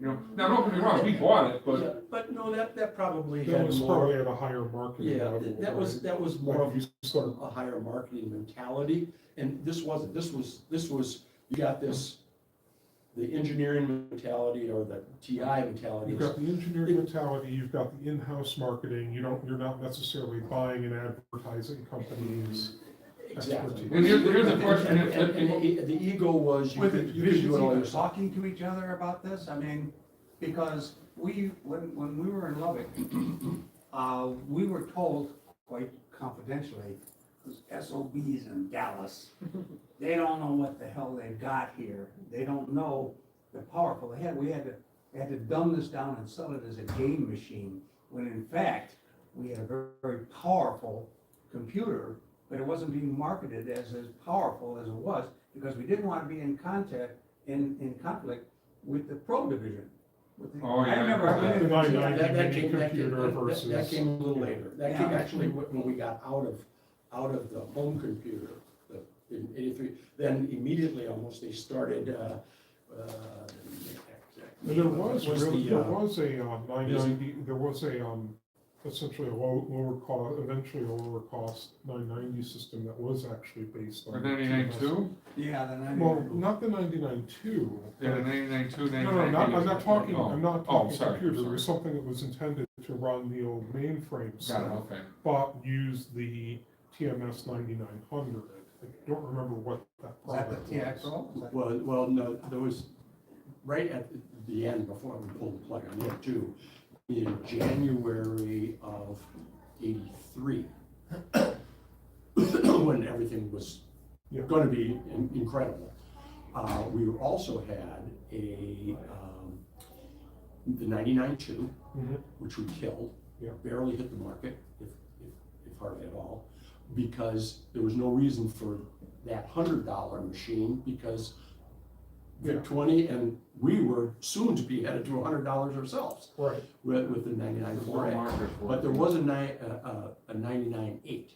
Oh, yeah, we all wanted that. Everybody wanted the 8. Well, that's a good story too. So January of CES, January of '83, we had locked behind doors in the booth, the 99.8. Yeah. Well, it really wasn't running. I heard it was just a shell, someone said. Well, it was a shell, but it was hardwired underneath a desk type of display thing to a real computer that they had brought up from Dallas. I guess just something off the wall here that we've been talking about for years now. All these games that were direct copies of other company stuff, was it wasn't licensed. I mean, now again, you know, you do Pac-Man, Munchman, and that's an Atari property. You sued your ass off. You know, there's so many games that are direct copies that Ports. ports. Well, but I mean, were they changed just enough to try to avoid the copyright? Because Yeah. nowadays, Yeah, they wouldn't fly. Yeah. None of that stuff would have flied. You know, I'm trying to It's crazy the, right the Space Invaders with Yeah. what's that called? TI Invaders. Yeah. Even the Invaders in the name. Yeah. You know, and it's like I guess well, yeah, but remember, we were trying to replicate and come off with the guys who were doing it right. Well, I know why. And I'm glad you Yeah, did. We were but- just trying, we were desperate for But there was whatever no threats of lawsuits or anything? You just didn't do it back then? There was no lawsuits? Well, And to John's point, have you guys followed the Probably the Pokemon thing right The now? industry is moving so fast at the time, you know, the game industry It is was, probably and moving there so might have fast. been some lawsuits in the background. I just was wondering if there was Right, anything it's crazy. Yeah, so we, Letters from lawyers, but Yeah. not, but it we, costs money to litigate and we- time. yeah, and, you know, I'm sure we were taking a lot of shortcuts by doing that too. Well, I mean, I was just wondering, because they decided that you had to sell your own cartridges because you were giving the council away. So you had to keep that in-house, Right. and, you know, so we understand that. So then I guess they had the conscience to say, well, you know what? If we can't get outside people, we'll just copy their stuff. And that's, Yeah, because we didn't have enough people, we Right. didn't have enough skilled people, and we were desperately speed to market to get these get this product to be useful enough and more importantly, to sell enough software. oh, I remember we were To dying be to able buy to- something. Please release something so I can buy it. Well, vertical merchandising was, the way to make some money for TI, because, you weren't making any money on the computer itself. But, same token, it would have been nice if, who was the fellow, Rick, who was the fellow that came to the programmer, that came to talk to us, last year or the year before? You know, I'm talking John Phillips? Yeah, I think that was John so. Phillips. He was a TI, programmer, and he was, if I recall correctly, he was forbidden from doing certain things. They moved him off of one project, and before he finished it, they moved him to a different project, and it was almost as if they didn't want him to finish something. Didn't he work on Parsec and? Well, what he was good at was he didn't actually write an entire game by himself. He finished up things that people started that they didn't finish. So he put all the polishing and made it work. So, all the cartridges that have his credits on it, he finished up the programming on it. Or at least he was given a framework of, the program, Okay. and he put meat on its bones. Yeah, so that was So some we, different things going yeah. on at the So same you're in the time. beginning of 1983, and you're at CES, and that's where we cut you off. Yeah, well, and then, so the 99.8 was we just have to get through this, and then the 8 is gonna come. And then that's gonna be a real computer. But we got swept up and just lost so much money, and we were still just stuffing retail. And then we were doing things not unethically, but they were clever ways to just keep stuffing it. Guaranteed sales. Is this around the time where the Beige Council came out with to try to block third-party development? Remember one of the reasons the The Beige QI Council, model. remember they came out with a Yeah, new model The that QI motherboard.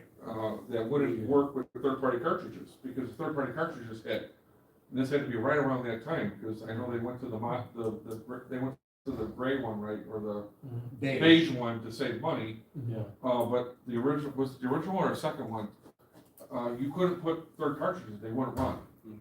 You probably didn't, you probably It's like weren't part of version that. 101 Yeah, I or wasn't something like really The part of second it. Sorry, I don't remember. They're called a the first QI one. model, and what Yeah. happened was the Romox.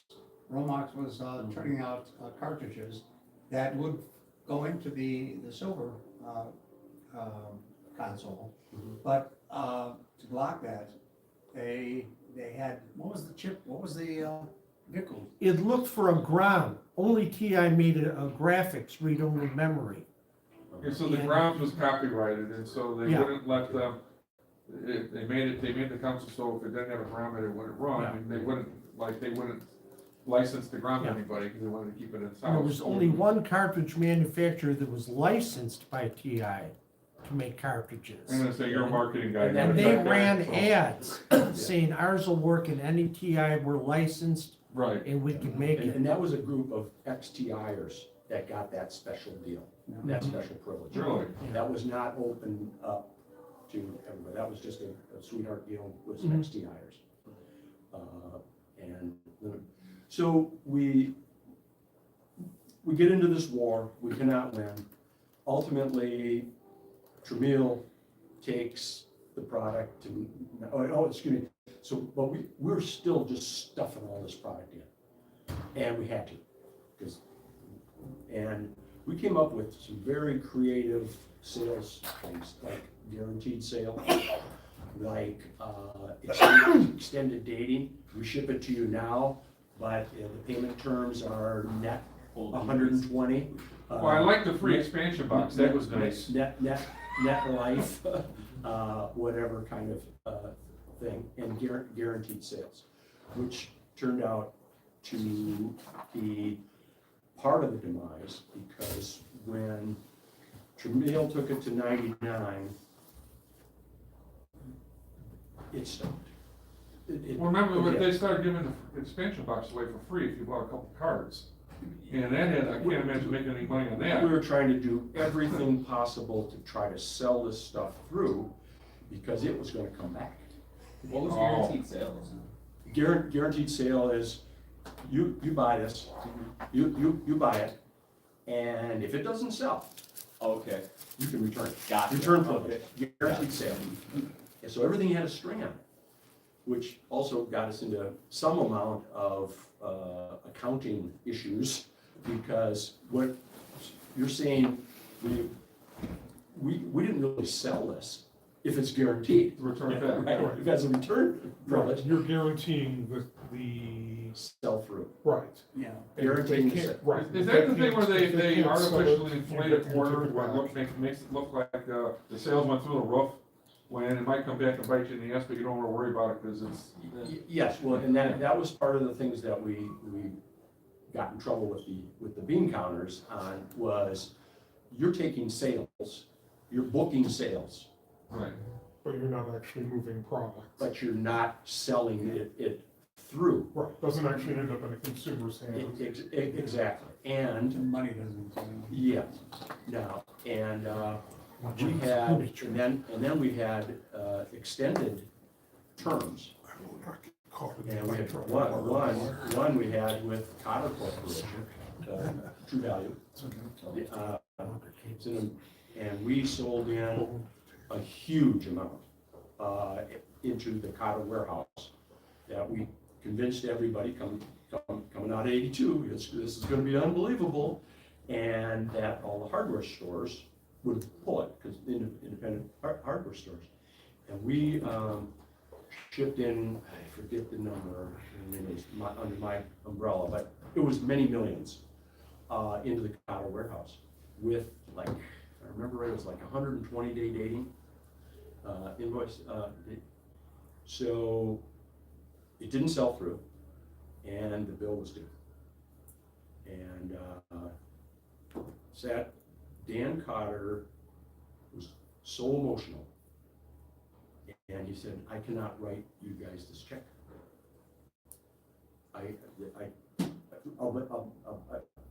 This company cannot write that large a check." So we agreed to take it back.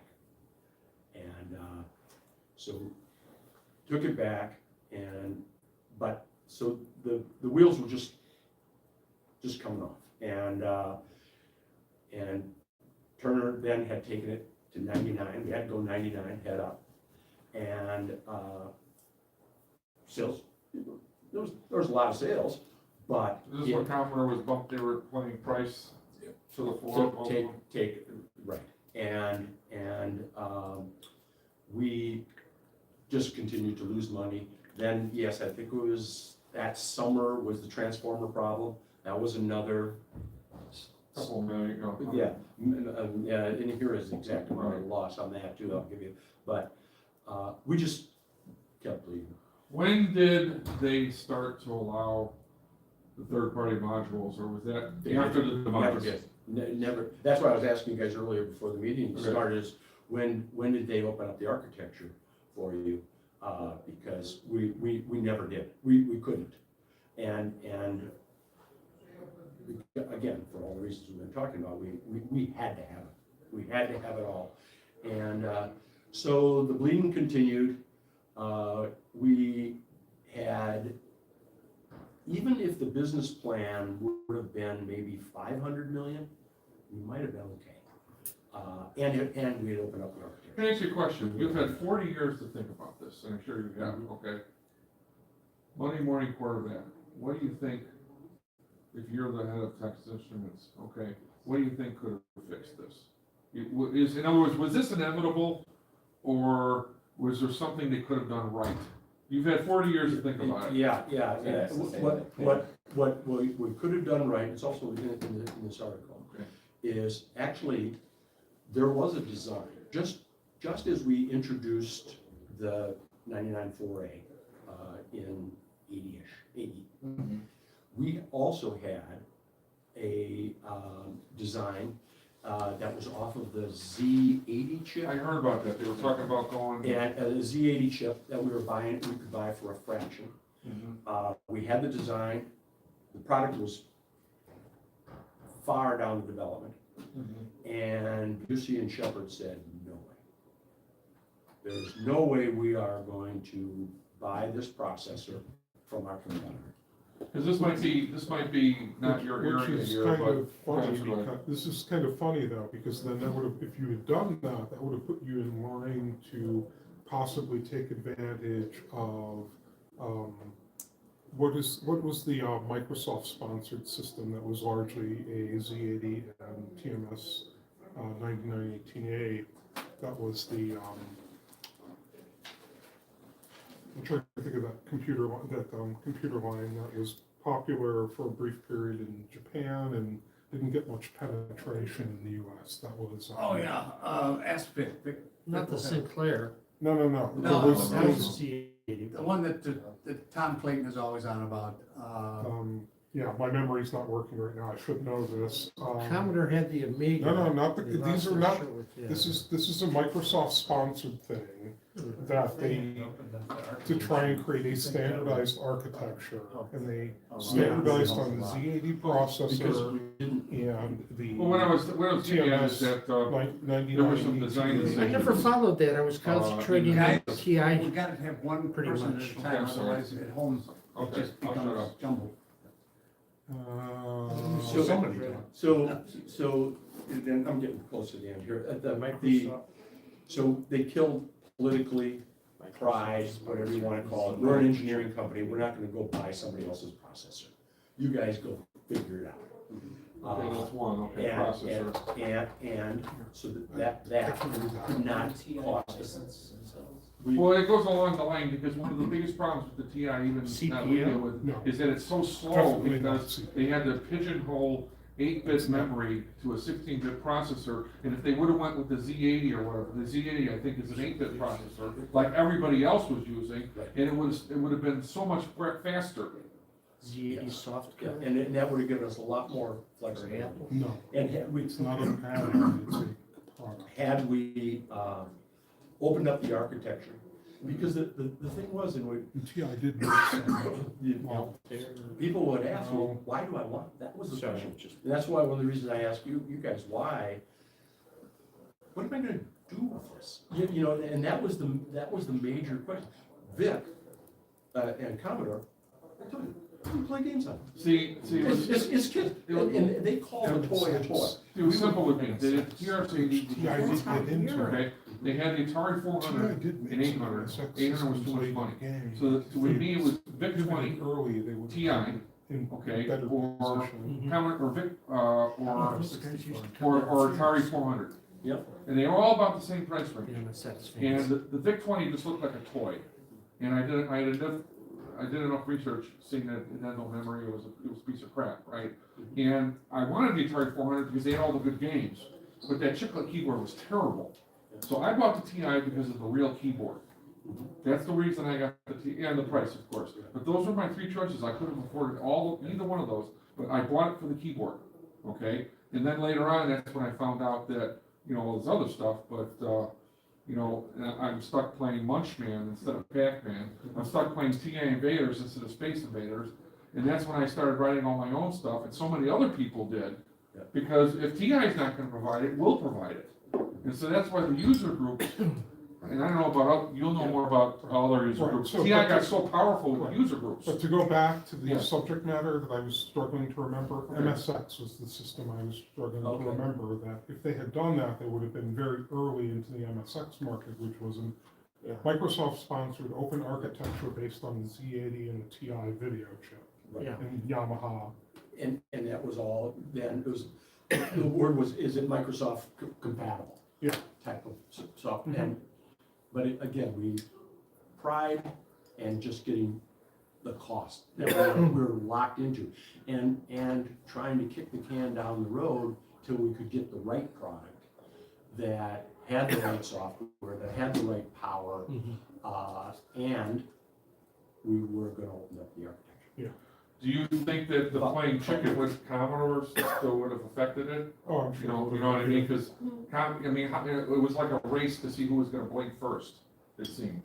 You know, even if you did the Z80 thing, I'm just speculating, is that, but even if it was a better computer, do you still think that Commodore with the vindictive thing we're gonna still race them to the bottom even if we go bankrupt?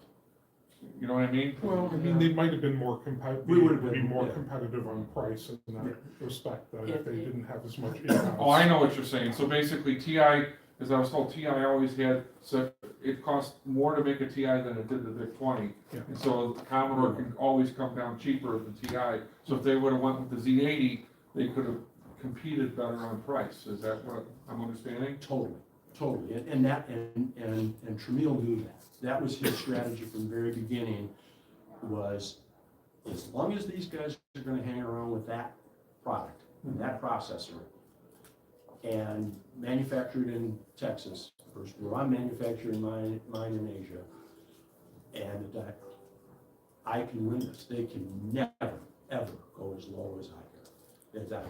And then that was really at the end, when he took it to $99. And then he left the company, or he was asked to leave the Is company. he the guy that formed 3DO? What's that? Was he the same guy that formed the 3DO company? I forget who did 3DO, but no, I he went thought off, it was- Trammell went off to buy Atari's home Okay. computer market. Chuck Peddle, who was an MOS technology guy, founded Victor Computer, I think it was, and then he also, which is interesting when you brought up the gentleman who ended up in Taiwan, Peddle ended up, I think, in the Philippines doing the same thing. Oh, I'm sorry, it was Trip Hawkins. Yeah. I'm I have a sorry. question about that Morris guy. Morris Chang, yeah. Yeah, I don't know much about him, but I know about how Taiwan makes like 99% of our chips. Yeah. Do you think that if whatever happened between him and TI, if they had treated him well and kept him around, do you think TI would have a bigger market share today on processors? I mean, Coulda, shoulda, if they would have given him the leeway, Okay. and that's why he left, though. Mm-hmm. He thought, he used the term, they put me out to pasture. Okay. And it was sort of, I guess, the You- same you know, situation with yeah. Motorola and the 6502 team, that they didn't really understand the product that they had, Yeah, and and, then they left. Do you think if they had not been manufacturing in Lubbock as opposed to, say, Dallas, or closer to the flagpole, as they say in the Army, it might have gotten a little more respect as a product? Because the distance, I've driven across Yeah. Texas a couple of times, and even in the Learjet, it takes you a while. It just seemed as if this was kind of the, I don't wanna use a term that I probably shouldn't say online, but We were the home computer division seemed to be kind of the pig that doesn't get the suckle on, you know, the teeth. It was kind of it seemed to me it didn't get the respect from the home office that it might have deserved.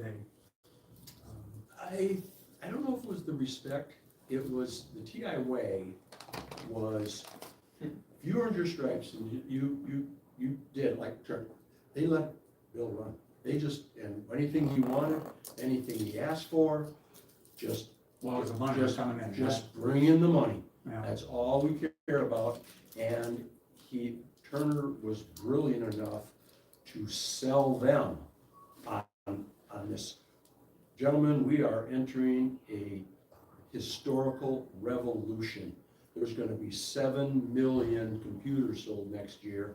I'm gonna sell 5 million of them, and here's what I need to do it. And they just let him run. So CS was in January, right? Yeah, in those days, there was actually 2 CSs, one in January. Okay, so you're into January, showing the pretend 99.8, everything is flying high, you couldn't be better at TI, Yep. and then within a half a year later, it was all over. How did it, when did you know it was over, and how did it go so fast? Because we couldn't justify, I mean, we couldn't get, we couldn't I mean, get, what was the straw that broke the camel's back, which is why I was asking about the power just losing supply? money. It was just Just one losing quarter, too money. and too somebody much money. above just said enough's enough? Mhm. So that, this, I can conclude here, I'm way past my 20 minutes, by the way. You can take the whole meeting, but we don't care. So that's what happened, October 28th. So we're doing rebates, we're trying to do everything we possibly can. The retailers are just stuffed. It's not selling because there's no practical, really, when you're honest, there's nothing to do with it. Because it went out in what, October, right? Or September, October? October 28th. And so you're kind of like, most people are like, well, you know what, usually it's like, well, let's see how Christmas works. We had just kept losing so much money, and the retailers were so stuffed full of product, so. They couldn't even accept more. But they were still selling, even after in fact, our first fair was just after Black Friday, if you will. And all of a sudden, there was this huge increase because. Because they were $49. Right, well, when the price came down, everybody else said, what the hell, let's just go get one of these, how bad can it be? How could it be you for know? $49? For 49 bucks, we can, even if we put it in the closet, let's try it. And that's exactly what. They said they sold more, they said they sold almost, let me be true, they said almost sold more after the announcement. Way more. than they did. Yeah. And the government came down and Way said, more, look, because are we you in had the the- business or are you not in the business, because you're selling like crazy here? Now, cut bait or quit. It was the greatest fire sale of all time. Yeah, so it's like no profit, it's just moving product. Right, out of the giving warehouse. up, their giveaway. So that's how that came down. This article starts, Black Friday is October 28th, 1983. So it's really only, Is this an article you wrote? no, it's the Texas Monthly. Oh, And okay. I made copies for you guys, I'll give you. Are they still in business?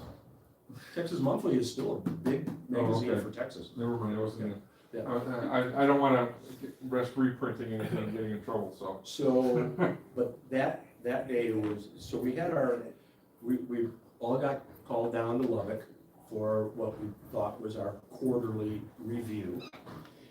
And there was rumors kind of going around, what are we gonna do? And, there was even some rumors that maybe we were gonna go out of business, but it was mostly like, come on down to Lubbock.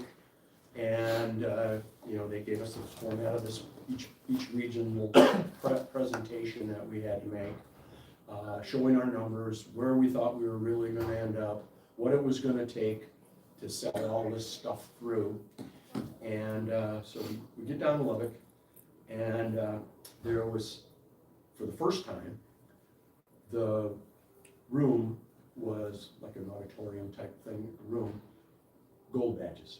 In TI, you had badges. When we first started out, you were a red badge, and then you went to blue badge, and then if you're 20 years or more, you're gold badge. And that was a really, and you always had to wear your badge, no matter where you are at an ATI facility. So we all get down there on the 28th in the morning to make these presentations, and the room is full of gold badgers. Can't be good. And so we kind of knew something was going on. And Busey was there, Shepherd was there, and Busey for sure. Anyways, so we go through what really turned out to be a charade to wait for the market to close at 4 o'clock. So we all make our pitches, and we're going, I can do this, and so we get it all done. It's about 4 o'clock, and Busey gets up and he said, gentlemen, we're announcing that Texas Instruments is exiting the computer business. And you just sit and he says, I'd like your opinion of what's it gonna take to get rid of all this stuff. And we had a couple 100,000 at least, either parts or product in the warehouse. And we had hundreds of thousands out in the marketplace just sitting there.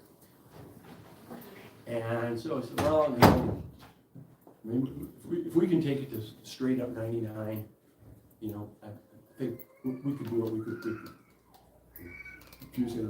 I'll never forget this day. And he goes, gentlemen, in Texas we got a saying, when you eat shit, you don't nibble.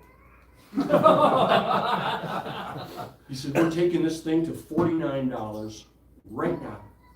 We are a company of integrity.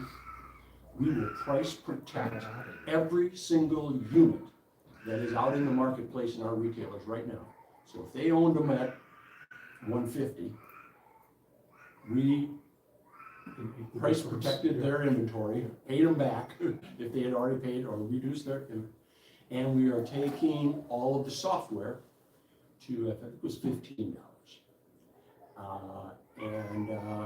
He said that to the sales manager, myself, and the 10 other guys like myself, he goes, outside there's a bank of phones that we've set up, which was going on all day while we didn't know, in this whole big line of phones and offices and places where we were assigned to go.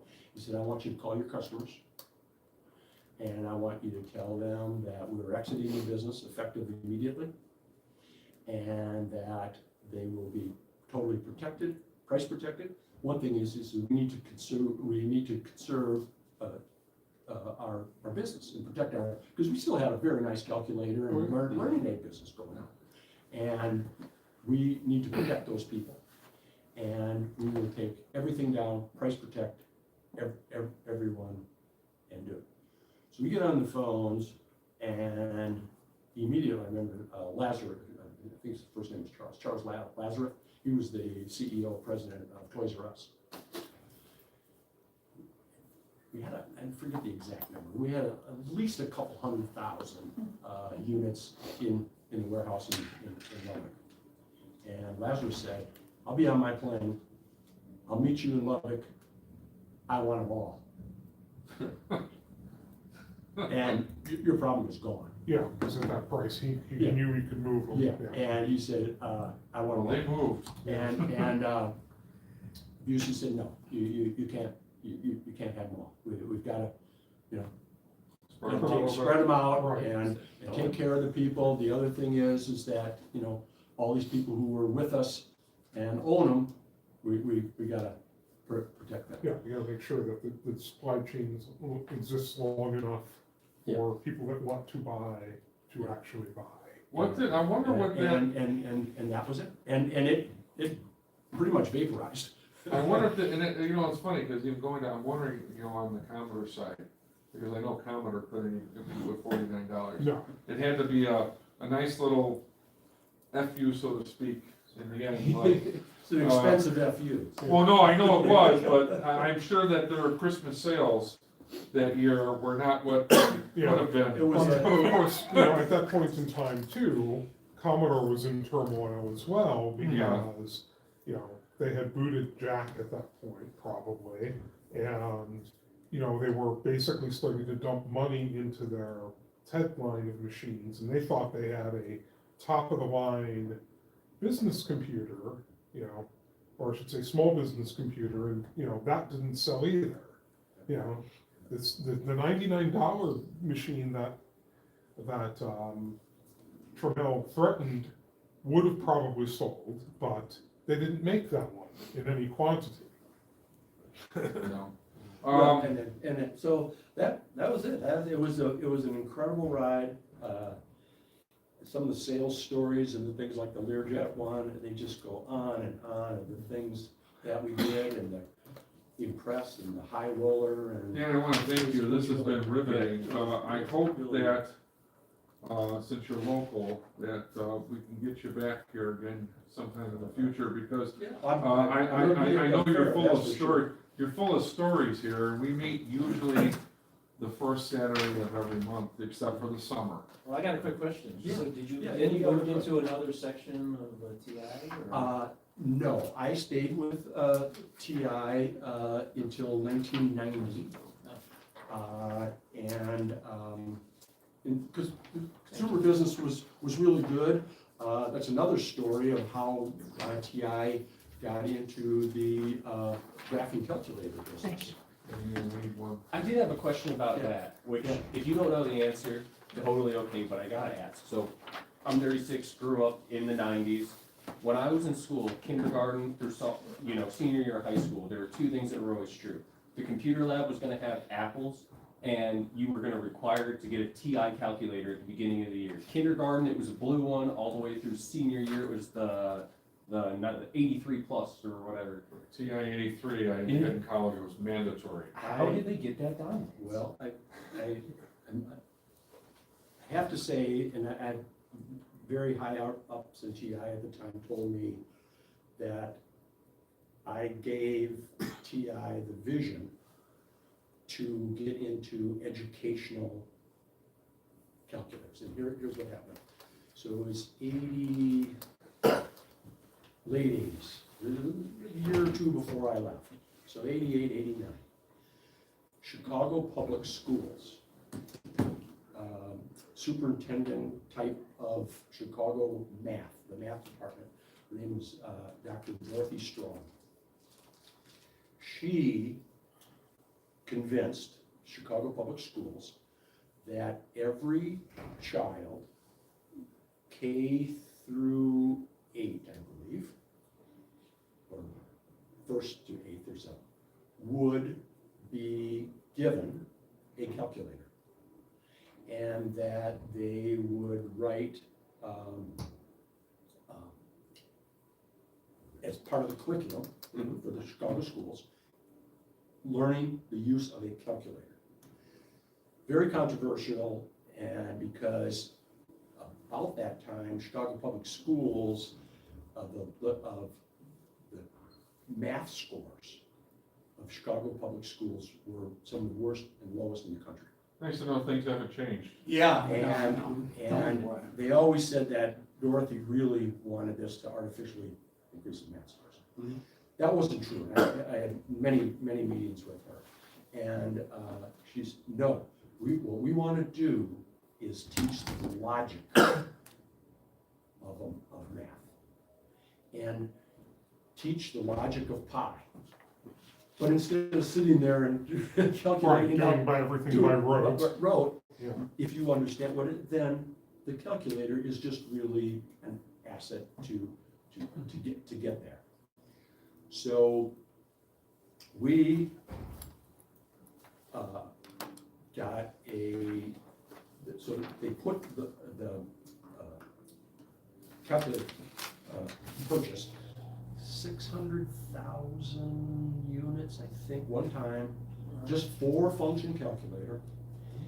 And we won that contract. How we won that contract was, at that time, Harold Washington was the mayor. And he was doing a lot of minority business awards of things. And I got a call from a guy, his name was Roosevelt Richards. And Roosevelt called me earlier in whatever that year that was, and he said, you're gonna wanna know me. He said, there's going to be some minority awarded contracts coming up over the during Washington's run. And he said, you're gonna. Well. So I just kind of kept exchanged contacts kind of. So a few months later, a year later, whatever, he calls me again. He goes, there's going to be a calculator awarded contract. But here's what we got to do. We've got to create a rainbow coalition of a company, a marketing company, a sales organization. What they call a shell company? Well, to some extent, but it had to have a female, it had to have a black, and it had She had to be Jewish, it Spanish surname. There was a third that. So basically, it was that you fulfilled the minority contract requirements. But we also wrote the spec Stuff. for the bid. Very subtle thing of, because Roosevelt knew the guy in the city that wrote the specs for the bid. Put a little subtlety in this calculator that we were going to submit, just for, basic four-function calculator, that the button in the corner had to be located in this very specific corner, which was the design that we had. And so the bid goes, we're there for the opening of the bid, and we didn't win. And we're sitting in kind of I don't know exactly where it was kind of like a courtroom almost, where they opened up the bid and announced the winner. I forget who the winner was. And looked at Roosevelt and said, because don't worry, they're out of compliance. Their calculator doesn't have There's the button. button in the right-hand corner.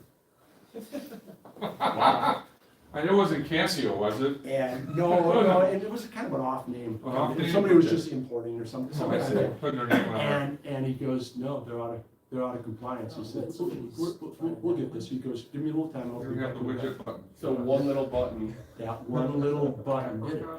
So we won the bid, and so then that gave TI, because simultaneously around the country, other schools were going through similar types of things. So we started actually the educational calculator group. Strategy was a brilliant strategy. It wasn't my strategy, but the brilliant strategy of we will work with book publishers, mathematic book publishers. We will have them, Scott Forsman was a Right, big we'll give you an example of how to work the calculator. I would say pull out your TI 83. And then give you the actual Yeah. button orientation. for that, Exactly, right? and we provided overhead projection material I have one. for them, overhead material, and so it was written into the curriculums. So therefore, and then it evolved into the graphing. Well, it makes sense. I remember I was going to Lyle, they required everybody to have a TI 83. Because And they said, we said, well, what if I had a different one? They said, well, you can't follow along in class. And you can hook up to the projector Right. thing and stuff. Exactly, and Well- that was exactly how that all came about. Still, they have 80-some% market share of that. It's still a requirement in school, and that's how that. Well, Dan, thank you so much. We're way over right now. Before you quit, some schools use the 99.4A, like the Catholic schools. I have a friend who was a book salesman, and he sold, there's a flip book like a steno pad, you know, that flips one way, then you turn it around, you flip it the other way on the backside. And that was sold to Catholic schools for use with the TI 99-4A. And next month I could bring one of those in and show you. And he told me that he marketed that to all of the Catholic schools who were using the TI 99-4A. So there were, not every school used an Apple product. Well, TI got a lot of educational stuff too. Yeah, A lot well, of- but a I lot mean, of there were modules and stuff. adoptions in Catholic schools where the kids were given, or they were in the lab, were the TI 99-4A, The so. Museum of Science History had them all over the museum for Yeah. years. Oh, yeah, For exactly, decades. too. Yeah. The Still? Museum of Science and Industry still has and everything is programmed onto a mini memory. And if we ever went down there and went up to the attic where they are now, you can open up the back of the display. It's a silver console in there. And then it's all And over by the hardwired top of down it, yeah. inside. I've seen that. We went down and we talked to the guy one time, offered him new programming, and we had a kind of deal. That was a few years ago, and Richard Bell, who still has all kinds of stuff in the box, was going to supply them with new machines and with new cartridges and new programmable, mini memory and things like that.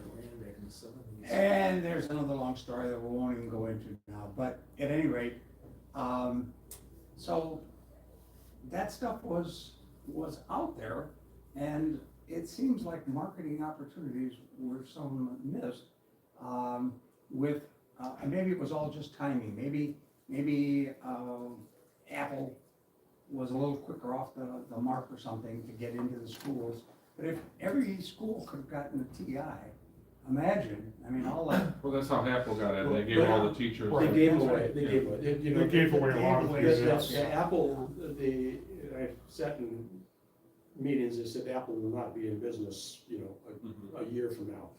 Because and there was a point where that was almost true. Yeah.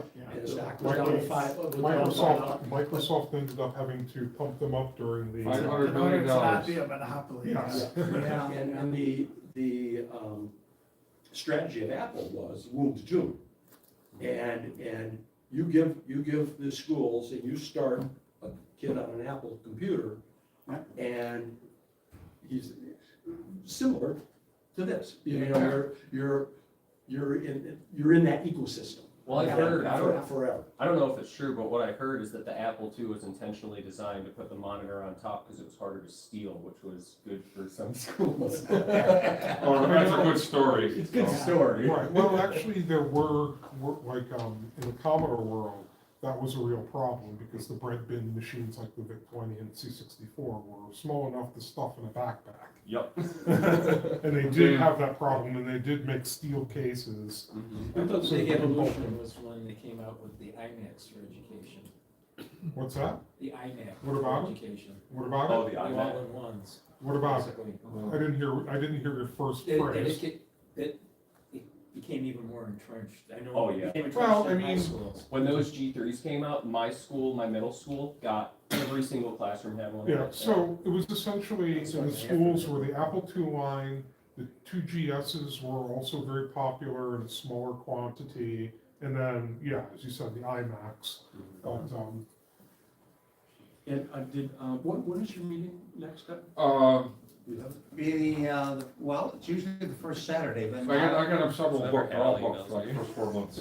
Yeah. First Saturday of every month. January It- 3rd, I The think. problem is, Or it's the around the 6th. days like Labor Day, the first Saturday is usually kind of part of the holiday. So depending upon what the calendar We're booked says. for January 3rd, we're booked for February 7th.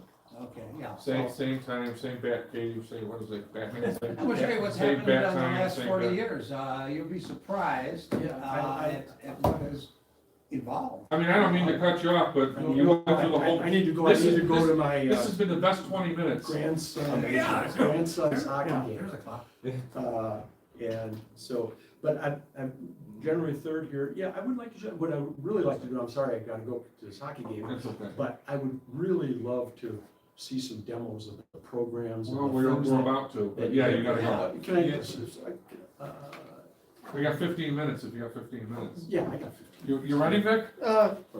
Yeah, but actually, I'm going to, not bother doing what I was going to do I wanna because do I have one so thing many quick. interesting questions. Thank you, Vic. Dan, thank you very much for such an informative presentation. I had read once the TI-VDP chip was originally made for industrial controller monitors. And people go, well, how come it's got this limitation in graphics and stuff like that? And that was what one article briefly said. You don't have to answer it right now. Yeah, well, I Next wouldn't time. know. I mean, we had so, you know, there were so many leading edge technologies that, control, there was something in controls division. We had the first, I mean, it was mechanical, I mean, analog, but, Nest. If you we had a programmable thermostat. You had to be a PhD in engineering to program, but it was a, programmable home thermostat. And numerous things that we had of technologies, and again, the same thing as we didn't know how to market it. And what to do with it, and kind of to one of the points that one of you guys mentioned was, there was still, the guys that were still running the business were engineers. Yeah.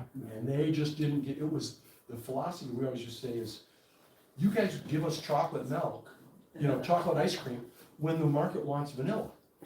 And their answer was, no, if you've got the best chocolate ice cream there is, we'll buy it. And then same with kind of the argument of the TI-99-4A. Bynum, who was the head engineer at the time, Don Bynum, he goes, oh, those guys are selling Chevys, and we got Cadillac. Yeah. But they wanted a Chevy. Well, and do you remember, I was talking when we were, before the meeting, we're talking about the trip down to Lubbock. The guys that were working for TI at that point didn't know anything at all about the home computer, about the 99-4A. They didn't know anything about, it seemed like anything TI. We were standing next to a case full of TI products.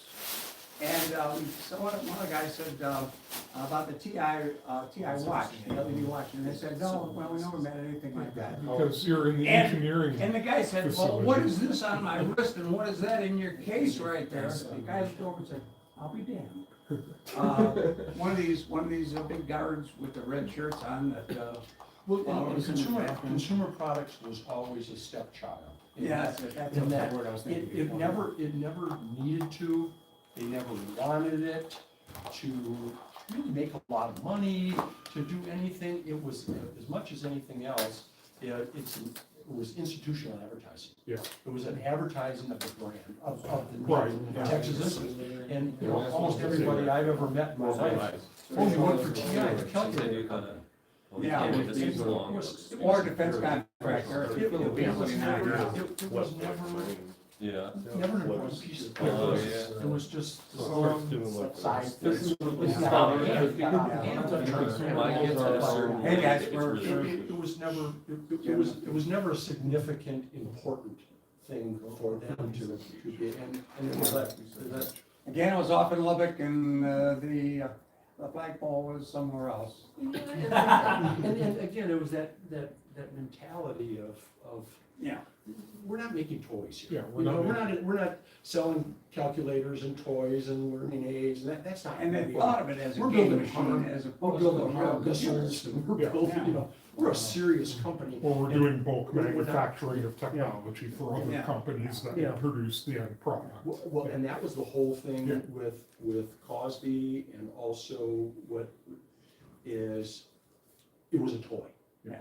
This isn't a But Patriot we missile, would this is not, we something, would not allow, they would not allow us to position it as a toy. It was a learning aid, we're above toys, that's Mattel. You know, that's a toy, we're not a toy business, we're an engineering business. Don Weldon once brought in some of the ceramic chips that they use in the Patriot missile, and, which he wasn't supposed to have, I guess. But he Probably still showed us isn't. these things, and he said, this is the most precise, chip that is in any computer.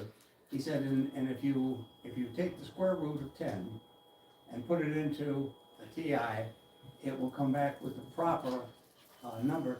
If you put it into any other computer and then multiply it by itself, it's imprecise. He said, and that's why they use it in the Patriot missile. If you want to catch something coming in on a trajectory, you use a TI chip, and you can hit the target. If you use something else, it may be by the time it gets up 10,000 feet or, 10 miles away, it may be a quarter of a mile away, and that's why the government uses that stuff, and that's why you can't buy that chip on the open market. You can only, if you have to know someone somewhere that, can get that, and Don Walden knew someone somewhere. He ran Secure Electronics, which was a company making products for the TI in Milwaukee, and now is owned by, Richard Bell in, Staten Island. And anyway, Yeah, no, I can tell you some military stories too, and when we shot that. well, you will next time. The missile, we'll schedule you in. who was the Gaddafi? No, it wasn't Gaddafi in that place. Whoever, and it didn't go off, it went into his tent, and the bomb didn't work. And there was a national, CNN, let's say, it wasn't CNN, I don't think at that time, but the national world news showed a picture of this bomb with TI's insignia on it. Oh, So I'm somewhere out in the field, selling it or what, and you called in those days, you called in from a payphone every 2 hours, to get your messages and whatever. And so I called and said, urgent message, get on a plane, get off the streets as fast as you can and get home. And I said, well, I got a meeting, whatever. No, cancel everything. You might be in harm's way. The TI just got a lot of very negative exposure. And we don't know what what the consequences will be. terrorists might be, or what the consequences might be. Nicest Toyotas, like. Get back to And then you can always say, Oh, wow. and then you can always say, well, our chip was for guidance, Yeah. not the detonator. Yeah. I just sell those Yeah. control chips all over Yeah. the world. Preventive Everywhere. agent. Thank you very much. Thanks, I really appreciate it. And Thanks a lot, John. Hope to see you next month.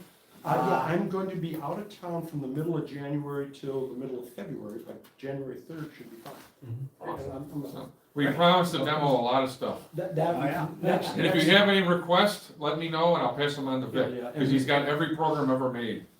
That's right. Dan, if you wanna see a fun movie about a guy who's clueless about the product he's selling, see on YouTube the 1936 comedy Earthworm Tractors.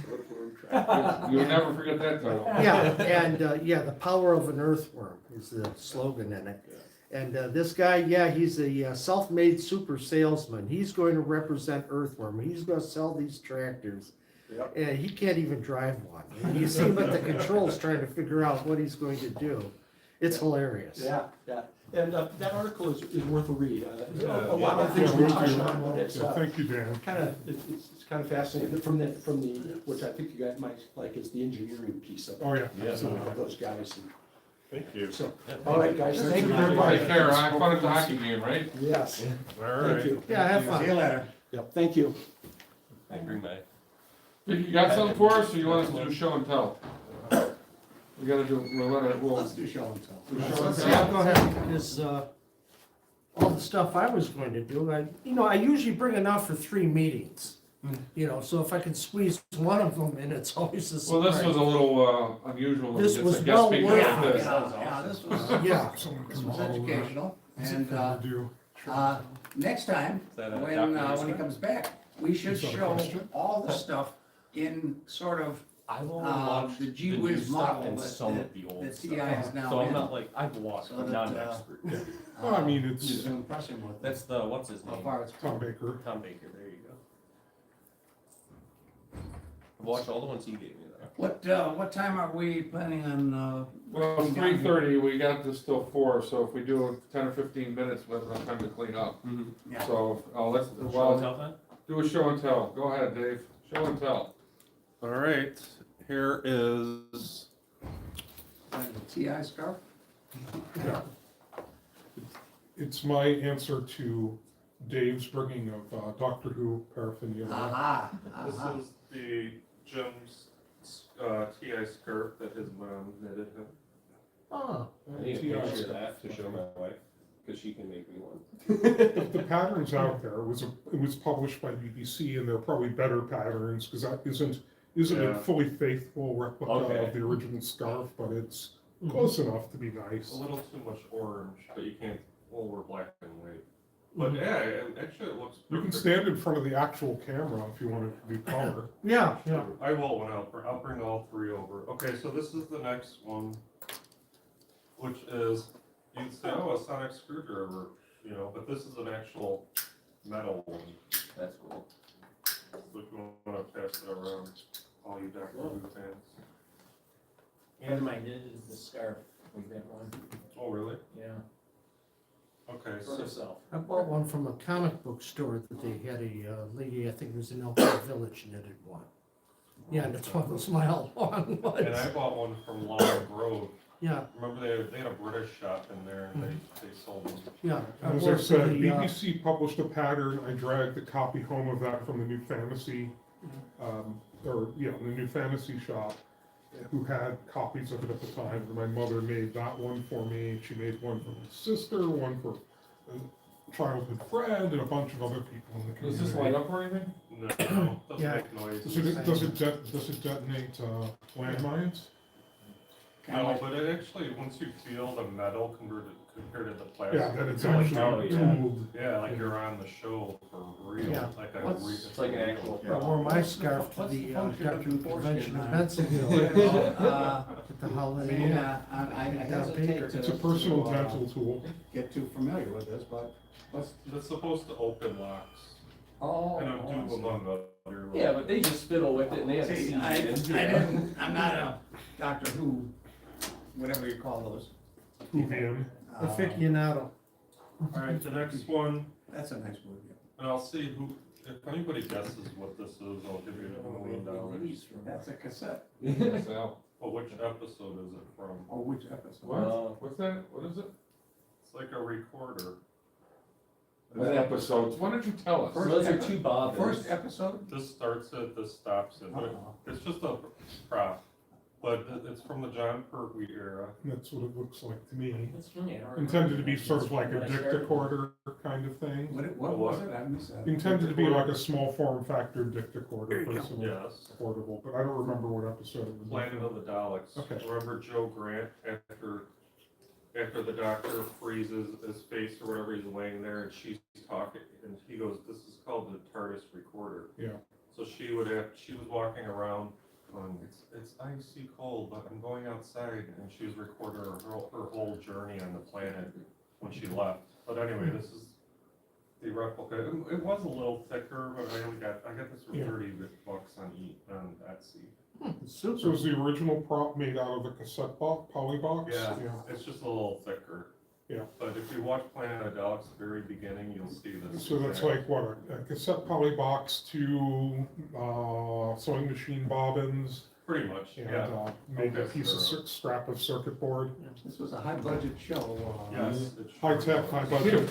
It wasn't. I didn't know. It sure was. Yeah, what do we got on the floor here? Can we hear those? This is, It's like a this is the cassette Sonic, this is the Sonic, demodulator. It's not a screwdriver demodulator. Yeah. We quit the show. Now when it's my turn. Is this What else you got, Dave? No. Frame shooter, you know, it's, Oh, I got my thing if we got That's a easy minute. to Oh, wait. fit here, this is just straight. Are we, line. is this on? Yeah, it's Oh, a- there you go. This is it. And this is the Sonic. You didn't. So the colors of. I don't hear him making noise, Dave. I'm sorry. Oh, did you, was it? It's not unscrewing the See camera. this? Show the colors from the scarf. Oh, yeah. Those are correct colors? Are those correct colors? It's an approximation. Yeah, this is stuff that Does he's that been make you putting out. wanna- He's I got bet you one wanna for my agree. wife, it's just ugly. He's got one, she's hugging Yeah, what else you got, a Dave? guy and he's hugging her. That's it. That's it? That's You got something? show and tell I have. Yeah, I got something. Marriage. This is my pride and joy. This is an exact replica of Mick Jagger's tongue. I'm gonna pass this around. You can open it up, but don't touch the tongue. You can open it up. This is an exact replica. So this is my pride and joy collection. This is a one of a kind. They never put this out. Mick Jagger's tongue. Wow. Isn't that great? That's interesting, it just cuts off. Yummy, Top of the- yummy. Oh, yeah, this is, and, What, it's not a pencil, not a, Ahmed, do you have your, eraser? No? Yeah, you can pull it out. do you have your picture, to show the guys that, Will it duplicate images like Silly Putty? We'll try it. that's disgusting. That's why I didn't show it the helmet. Okay, you're up. You're I up. didn't see that. Kyle's up. Yeah, I brought something to show real quick that I got this weekend that is probably the coolest thing I've gotten in a while, and semi-TI related since it is old analog. I don't have any, oh, it is on here. So I bought this on eBay. I don't know if anybody's seen one of these. This is an analog TV transmitter. So it's got HDMI input as well as RCA. I haven't used the HDMI yet, but the RCA you could plug, I haven't used my TI on it yet, I'm going to this weekend. But you can plug whatever RCA device into this, it powers off USB and broadcast it to any analog TV within like a 15, 20 foot range. Oh. So in my house, this is in the middle of my house behind my big flat screen. It hooks up to the same system. If I finish watching a movie on my flat screen, I can go into my room, turn on my tube TV, channel 14, and keep watching it. Okay. It's like a That answered that question. Yeah. Yeah, I Yeah. made that comment earlier, Yeah. that it's like a modern equivalent of a VCR rabbit. Yeah, except How much did you pay Without- for that? $40, and it's you can see it's just two circuit boards sandwiched together. It's a pretty simple design. So we can broadcast our meetings around all of Evanston? Yeah, well, we could broadcast it to slightly outside the library, maybe. Well, Jim would boost it. Jim, you boost it so we can get all of Chicago? Oh, yeah, I can Well, violate reach my, all the I way can to violate Guilford? my amateur radio ham license. Sure, Well, yeah, we can, we can be. Be a pirate station, Jim. WTI, Yeah, yeah. pirate station. Do the Max Headroom trick. Yeah, everyone I've showed this to has said, "Is that legal?" And my response has been, "The government is shut down right now." So I'm sure It it's is not- now. I'm It might sure not be it next is week, neither but, UL or FCC listed. So probably not, but at the power level, it probably transmits. No it's one cares. USB-C. When was the last Well, time it's there was a not pirate the radio USB-C station? that's the problem, it's the transmitting The- RF, and it's probably such a low power Right. That that no one's gonna count. the FCC would have to be in my driveway to Was notice. one of these They people might that, be, that you never know. he was a gun freak, he was, he. Or a Yeah, pirate busybody radio neighbor that station. thinks you're Yeah, doing something you shouldn't. couldn't be I bothered do to get have a a ham neighbor who's a license. ham radio Couldn't be bothered to enthusiast, get so even a it's a CB possibility. license. Yeah, but he's You probably don't not get CB, you necessarily only a had to have busybody that Hey, thinks you you gotta have a shouldn't be pirate doing radio it. station Yeah. on a government frequency, on a military frequency, actually. Oh, And got run the it out color of a secret working. department Yeah, in his- in his I didn't want to play with the house. buttons once we were It able to looked like get a wall, an and you open the image. wall, It was all green kinds of stuff in there, and guns, orange. Uzis. He We- was The into- first one He was and into the fourth JDL. one. We look And, better in black and or white. Yeah, the JDF, first one whatever. I had was I was Yes, broadcasting. black, Ran around with monochromatic is Nazis, much more flattering. non-smoking. Yeah, because everybody's face looks And found round. them. Somebody Everyone looks put like a synagogue alcoholics. on his, on his. Well, I didn't want to fill with it Put like a- that. Right, well, I mean, that's the He beauty chased of him across the park into NTSC his car. color. Yes. Never twice the same. And, what? Two Yeah, of these let's guys stick had to black and Uzis. white. They were riding around with Uzis, looking for Nazis. Yeah, In, the first night that I had this I hooked sailed up, with I was these guys. broadcasting from YouTube, They 1940s were crazy. radio to fall asleep. Yeah, Just absolutely. put on. We sailed across I the listened lake, to that too. and they took their Uzis with them across the lake, and they're throwing wine bottles out, And pulls this shooting the broadcast wine on bottles three. in the middle of the lake with Uzis. Rounds flying all over the, I don't know where the hell they got the Uzis. and they had 44 Magnum revolvers. I mean, we were the best armed sailboat, 24-foot sailboat in the entire lake. Unbelievable. Okay, what's on our agenda next? Do you have And any then they called Christmas the music Coast you're Guard. gonna when put we on? ran out of Everybody gas did in the their- sailboats Yeah. in the winter. Show and tell is They said over. they were being Yep, held show and hostage tell. in the middle of the lake. Oh, it's just- Now, Dick, if he's got anything quick, No, nothing quick. nothing quick, okay. No Quick, quickies. jam a cartridge in. No play a quickies in game. this show, by God. First user group meeting where we didn't use. You don't have a, Okay. Family show. It's present, he can switch the input and display the screen. I have on my Tippy Show Christmas. show what happens when you stuff. turn somebody We loose wanna with play one AI. song. You can show what happens when somebody gets AI in their hands and knows how to use it. Oh, wow. This is, We're funny. This is Hal's personal. no, that's John, Hal's John did personal that. TI fan club. Yeah. And show my wife's infidelity there, it's according His to personal AI. fan club. Yeah, and that's a movie, wait a minute, I've got that movie, I can show Your you. movie or show? He sent me that. This is, I didn't even know I got this. Did you send that as a message, or did you send that as a email? John? I think it's under the message. As a message, okay, then I will look under messages here. I only found out how to use messages about 3 weeks ago. Well, this is the I'll one find a that cross-reference here. for Stephen.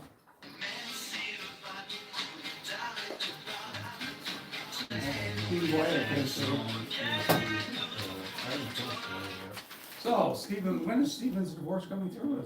Oh, I know. And on agenda, this is the 2-year anniversary of the newsletter, so, I wanna thank And this everybody is- for their contributions, This is us. and we're gonna be heading into year Wrigley 3, Field. where I will be begging everybody here for more And, It's the contributions. typical this one- scenario for the user group newsletter. Oh, You wait a have minute, to one of put these, beg no. and plead Begging and for reprint. people.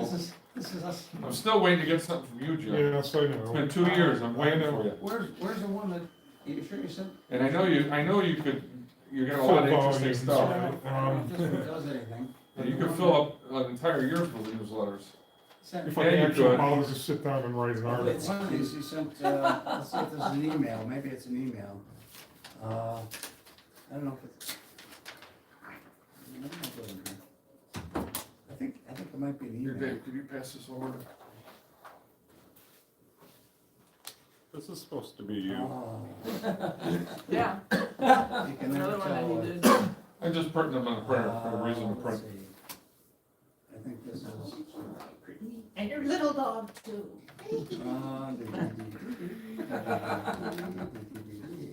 We were just at the movie theater last night for that 5 Nights at Freddy's. When did you and send me movie that? just came out. The Yeah. theater was packed. It was great. Let me look here. I haven't seen that many people in a movie theater in a decade at least. Okay, well, When I was doing some John, when did you research and I send me that? found It was last month, wasn't it? in the Chicago Library, a whole bunch of programs You know what, I think it was sent to the email. Yeah, that's what I'm looking for. submitted by Unless I put it in TI, guys. Oh, John Benke. anyway. So there's What? about 20 of them here. Uh-oh. And, so here's, Discraft, Gold Rush. Time to account, John. I know I did Rat Race, Pinball Set, that's a horrible game. We did. Crazy cool. Let's Sea try it. Battle, Sky Rescue, and Warlords. Oh, I remember Warlords, that was cool. I don't know if it runs, let's see if it runs, I don't remember what it was, I thought it was good. Until you see it now, right? I don't think I So see it, yes, I'm embarrassed. We're lucky enough to have the actual programmer here. Well, that's not a good thing, Warlords. I mean, I think I was copying something off the Atari.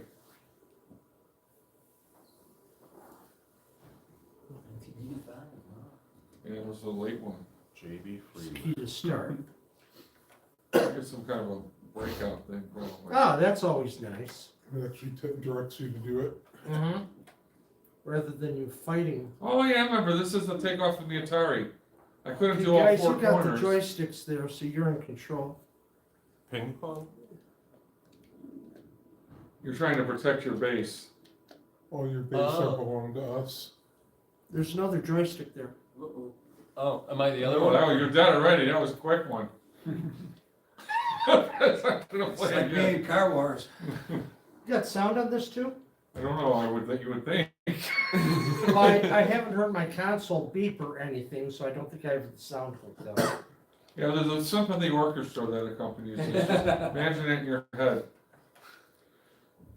Like a 20-piece orchestra or whatever. Somebody press the fire button Does there. it both work, or is it, yeah, they should both work. It's slow. Yeah, basic. Come on, get down I think this might there. actually be basic. Yeah, this is basic, it's right performing in like extended basic. Well, yeah, well, it's a little faster than. Yeah, You should they see what it's- change the character tile set, and you're basically just moving characters around. Get down there. Oh, that might work. There we go. Well, it's kind of working. Come Hey, it didn't cost you on. anything, it was freeware. There we go. Yeah, It was free then, it's free You now. have to anticipate So- 5 minutes ahead. Yeah, for real. You know, I guess I could have made the paddles move 2 instead of 1 space. I could probably Yeah. improve this. You know, 2 at a time, that would be better. well, next Oh. month. Next month. Yeah, we did the new edition for next fair. Yeah, Oh, it's really hard. So in my research, I was going through and I found on the Chicago User Group Library, this number 6, we have a game called Mine. Where you're gonna Oh, the explore- haunted mine. Yeah, explore a haunted mine. If you get that to run, There's obnoxious quicksand that your exploration robot keeps walking in that's not marked as anything different on the screen. I haven't seen that run in 40 years. And when the robot, a second robot sent in, he sent into a slightly different area of the screen. And, Were you able to get that to run? Yeah, I was running it 2 days ago. And I'd love to see There's, it, maybe at the next meeting or this hunter one. robots that attack your mining robot. I can't even remember. And they seem to zero in on your robot with unerring accuracy. Like you use that routine from Craig Miller and Miller's Graphics Smart Programming Guide for Sprites on how to guarantee a coincidence between 2 sprites. I don't know, might have been. That's a TI chip for you, I know, it's very accurate. Oh, you could change it for each player, huh? Do you have something else you wanted to show? I think we're done with this one. This one's tough. Yeah, I'm gonna look at this, I can see if I can make the paddle move faster. Okay, so on disk 6, hang on. We'll remove this disk.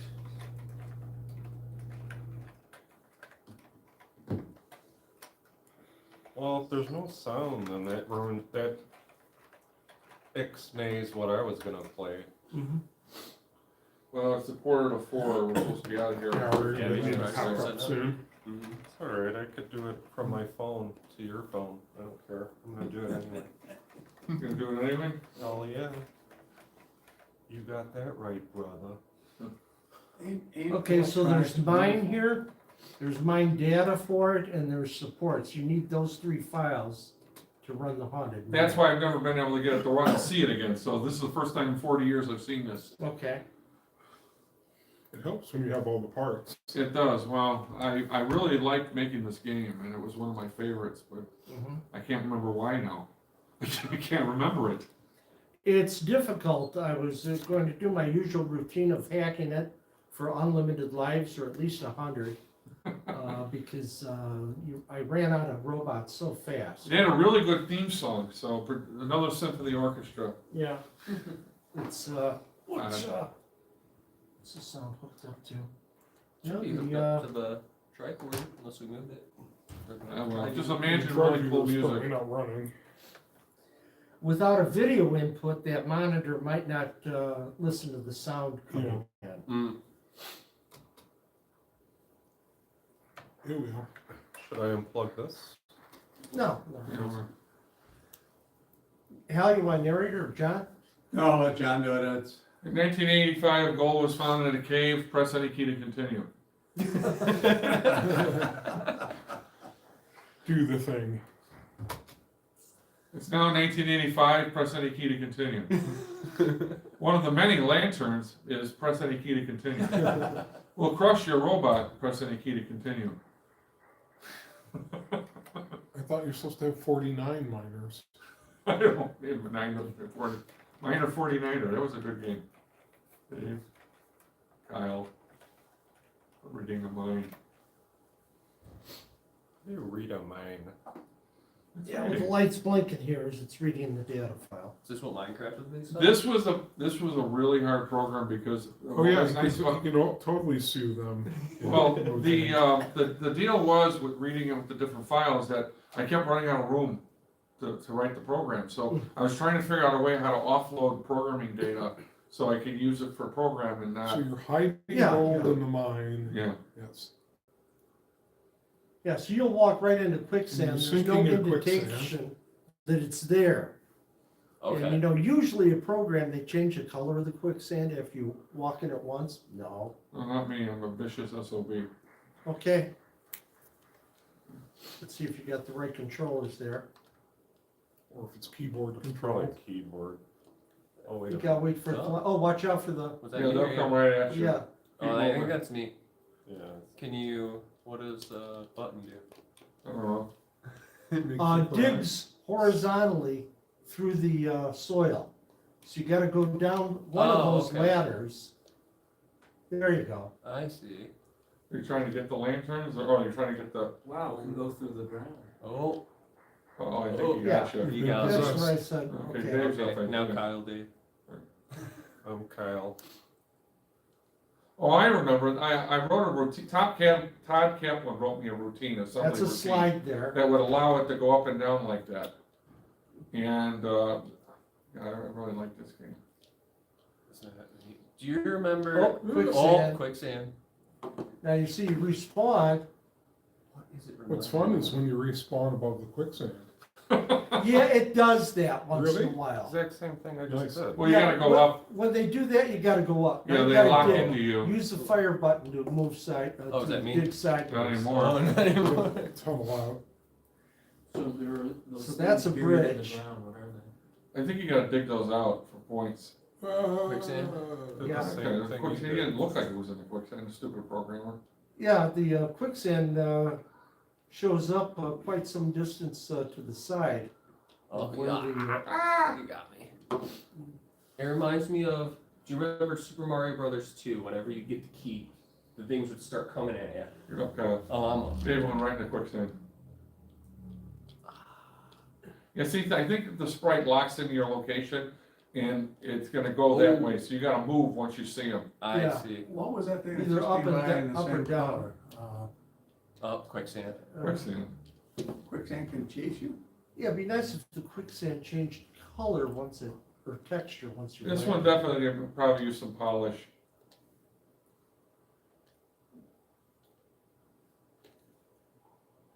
I can guarantee you. Nice. Yeah, I was I gonna can say. guarantee there's quicksand there. Quicksand, yeah. I think you're supposed to dig sideways to those squiggly Oh. characters. That's the gold you're going for. Yeah. And, oh, there's a lantern there in the upper right. Yeah, what's that? Oh, there you go. Get the easy lantern. Oh, Oh, got that it. shows where quicksand is. There Yeah. we go, I did do something. If you get the lantern, you see the quicksand. Mhm. If you're not sinking it constantly. There's definitely quicksand right there. Yeah, but you can go down. Oh, Whoa. was Is the that- That's the teeth thing. A long And the trip other to the side was- I quicksand. don't know, teleporter maybe. I think it's a teleporter. Go on that T, I bet you it's a teleporter. Yeah. Just a heads up, it is Yeah, now use it. 3:51. Probably time to. Yeah, we better wrap this up. Al, you wanna wrap it up? Wait, Sure. Oh, I got I'm so one glad we thing. have this. Oh, I have one more. together. Here's our holiday Yours. presentation. These are yours. Camera on camera interaction. Oh, wait a minute. What I was gonna demo. That's one, right? Next year, this time, next year. You can release your pics of holiday demos that can be distributed on your website.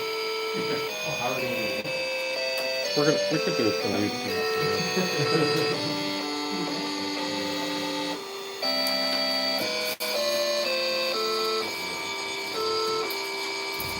We have about 20 programs by Digital Software here. Merry Christmas, TIers. All right, let me get the anthem. When you're ready, Hal.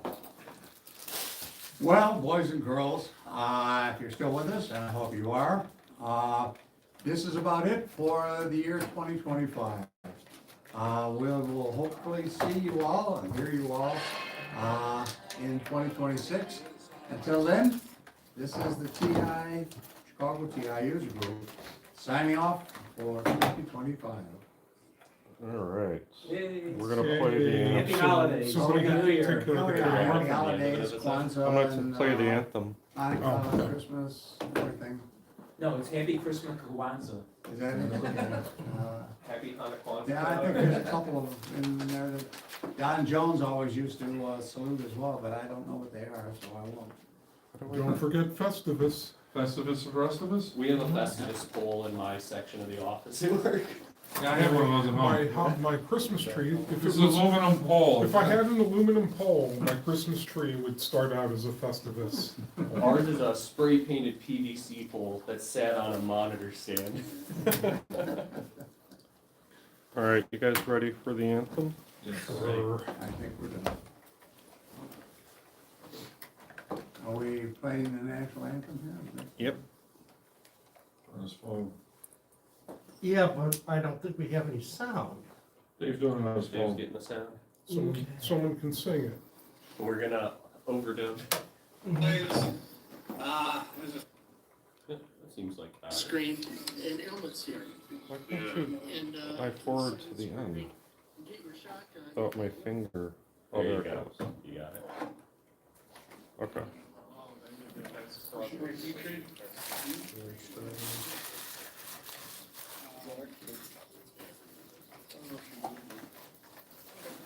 I remember one of our international visitors years and years ago asked me why we always played the national anthem. I told him it's because TI was invented in America.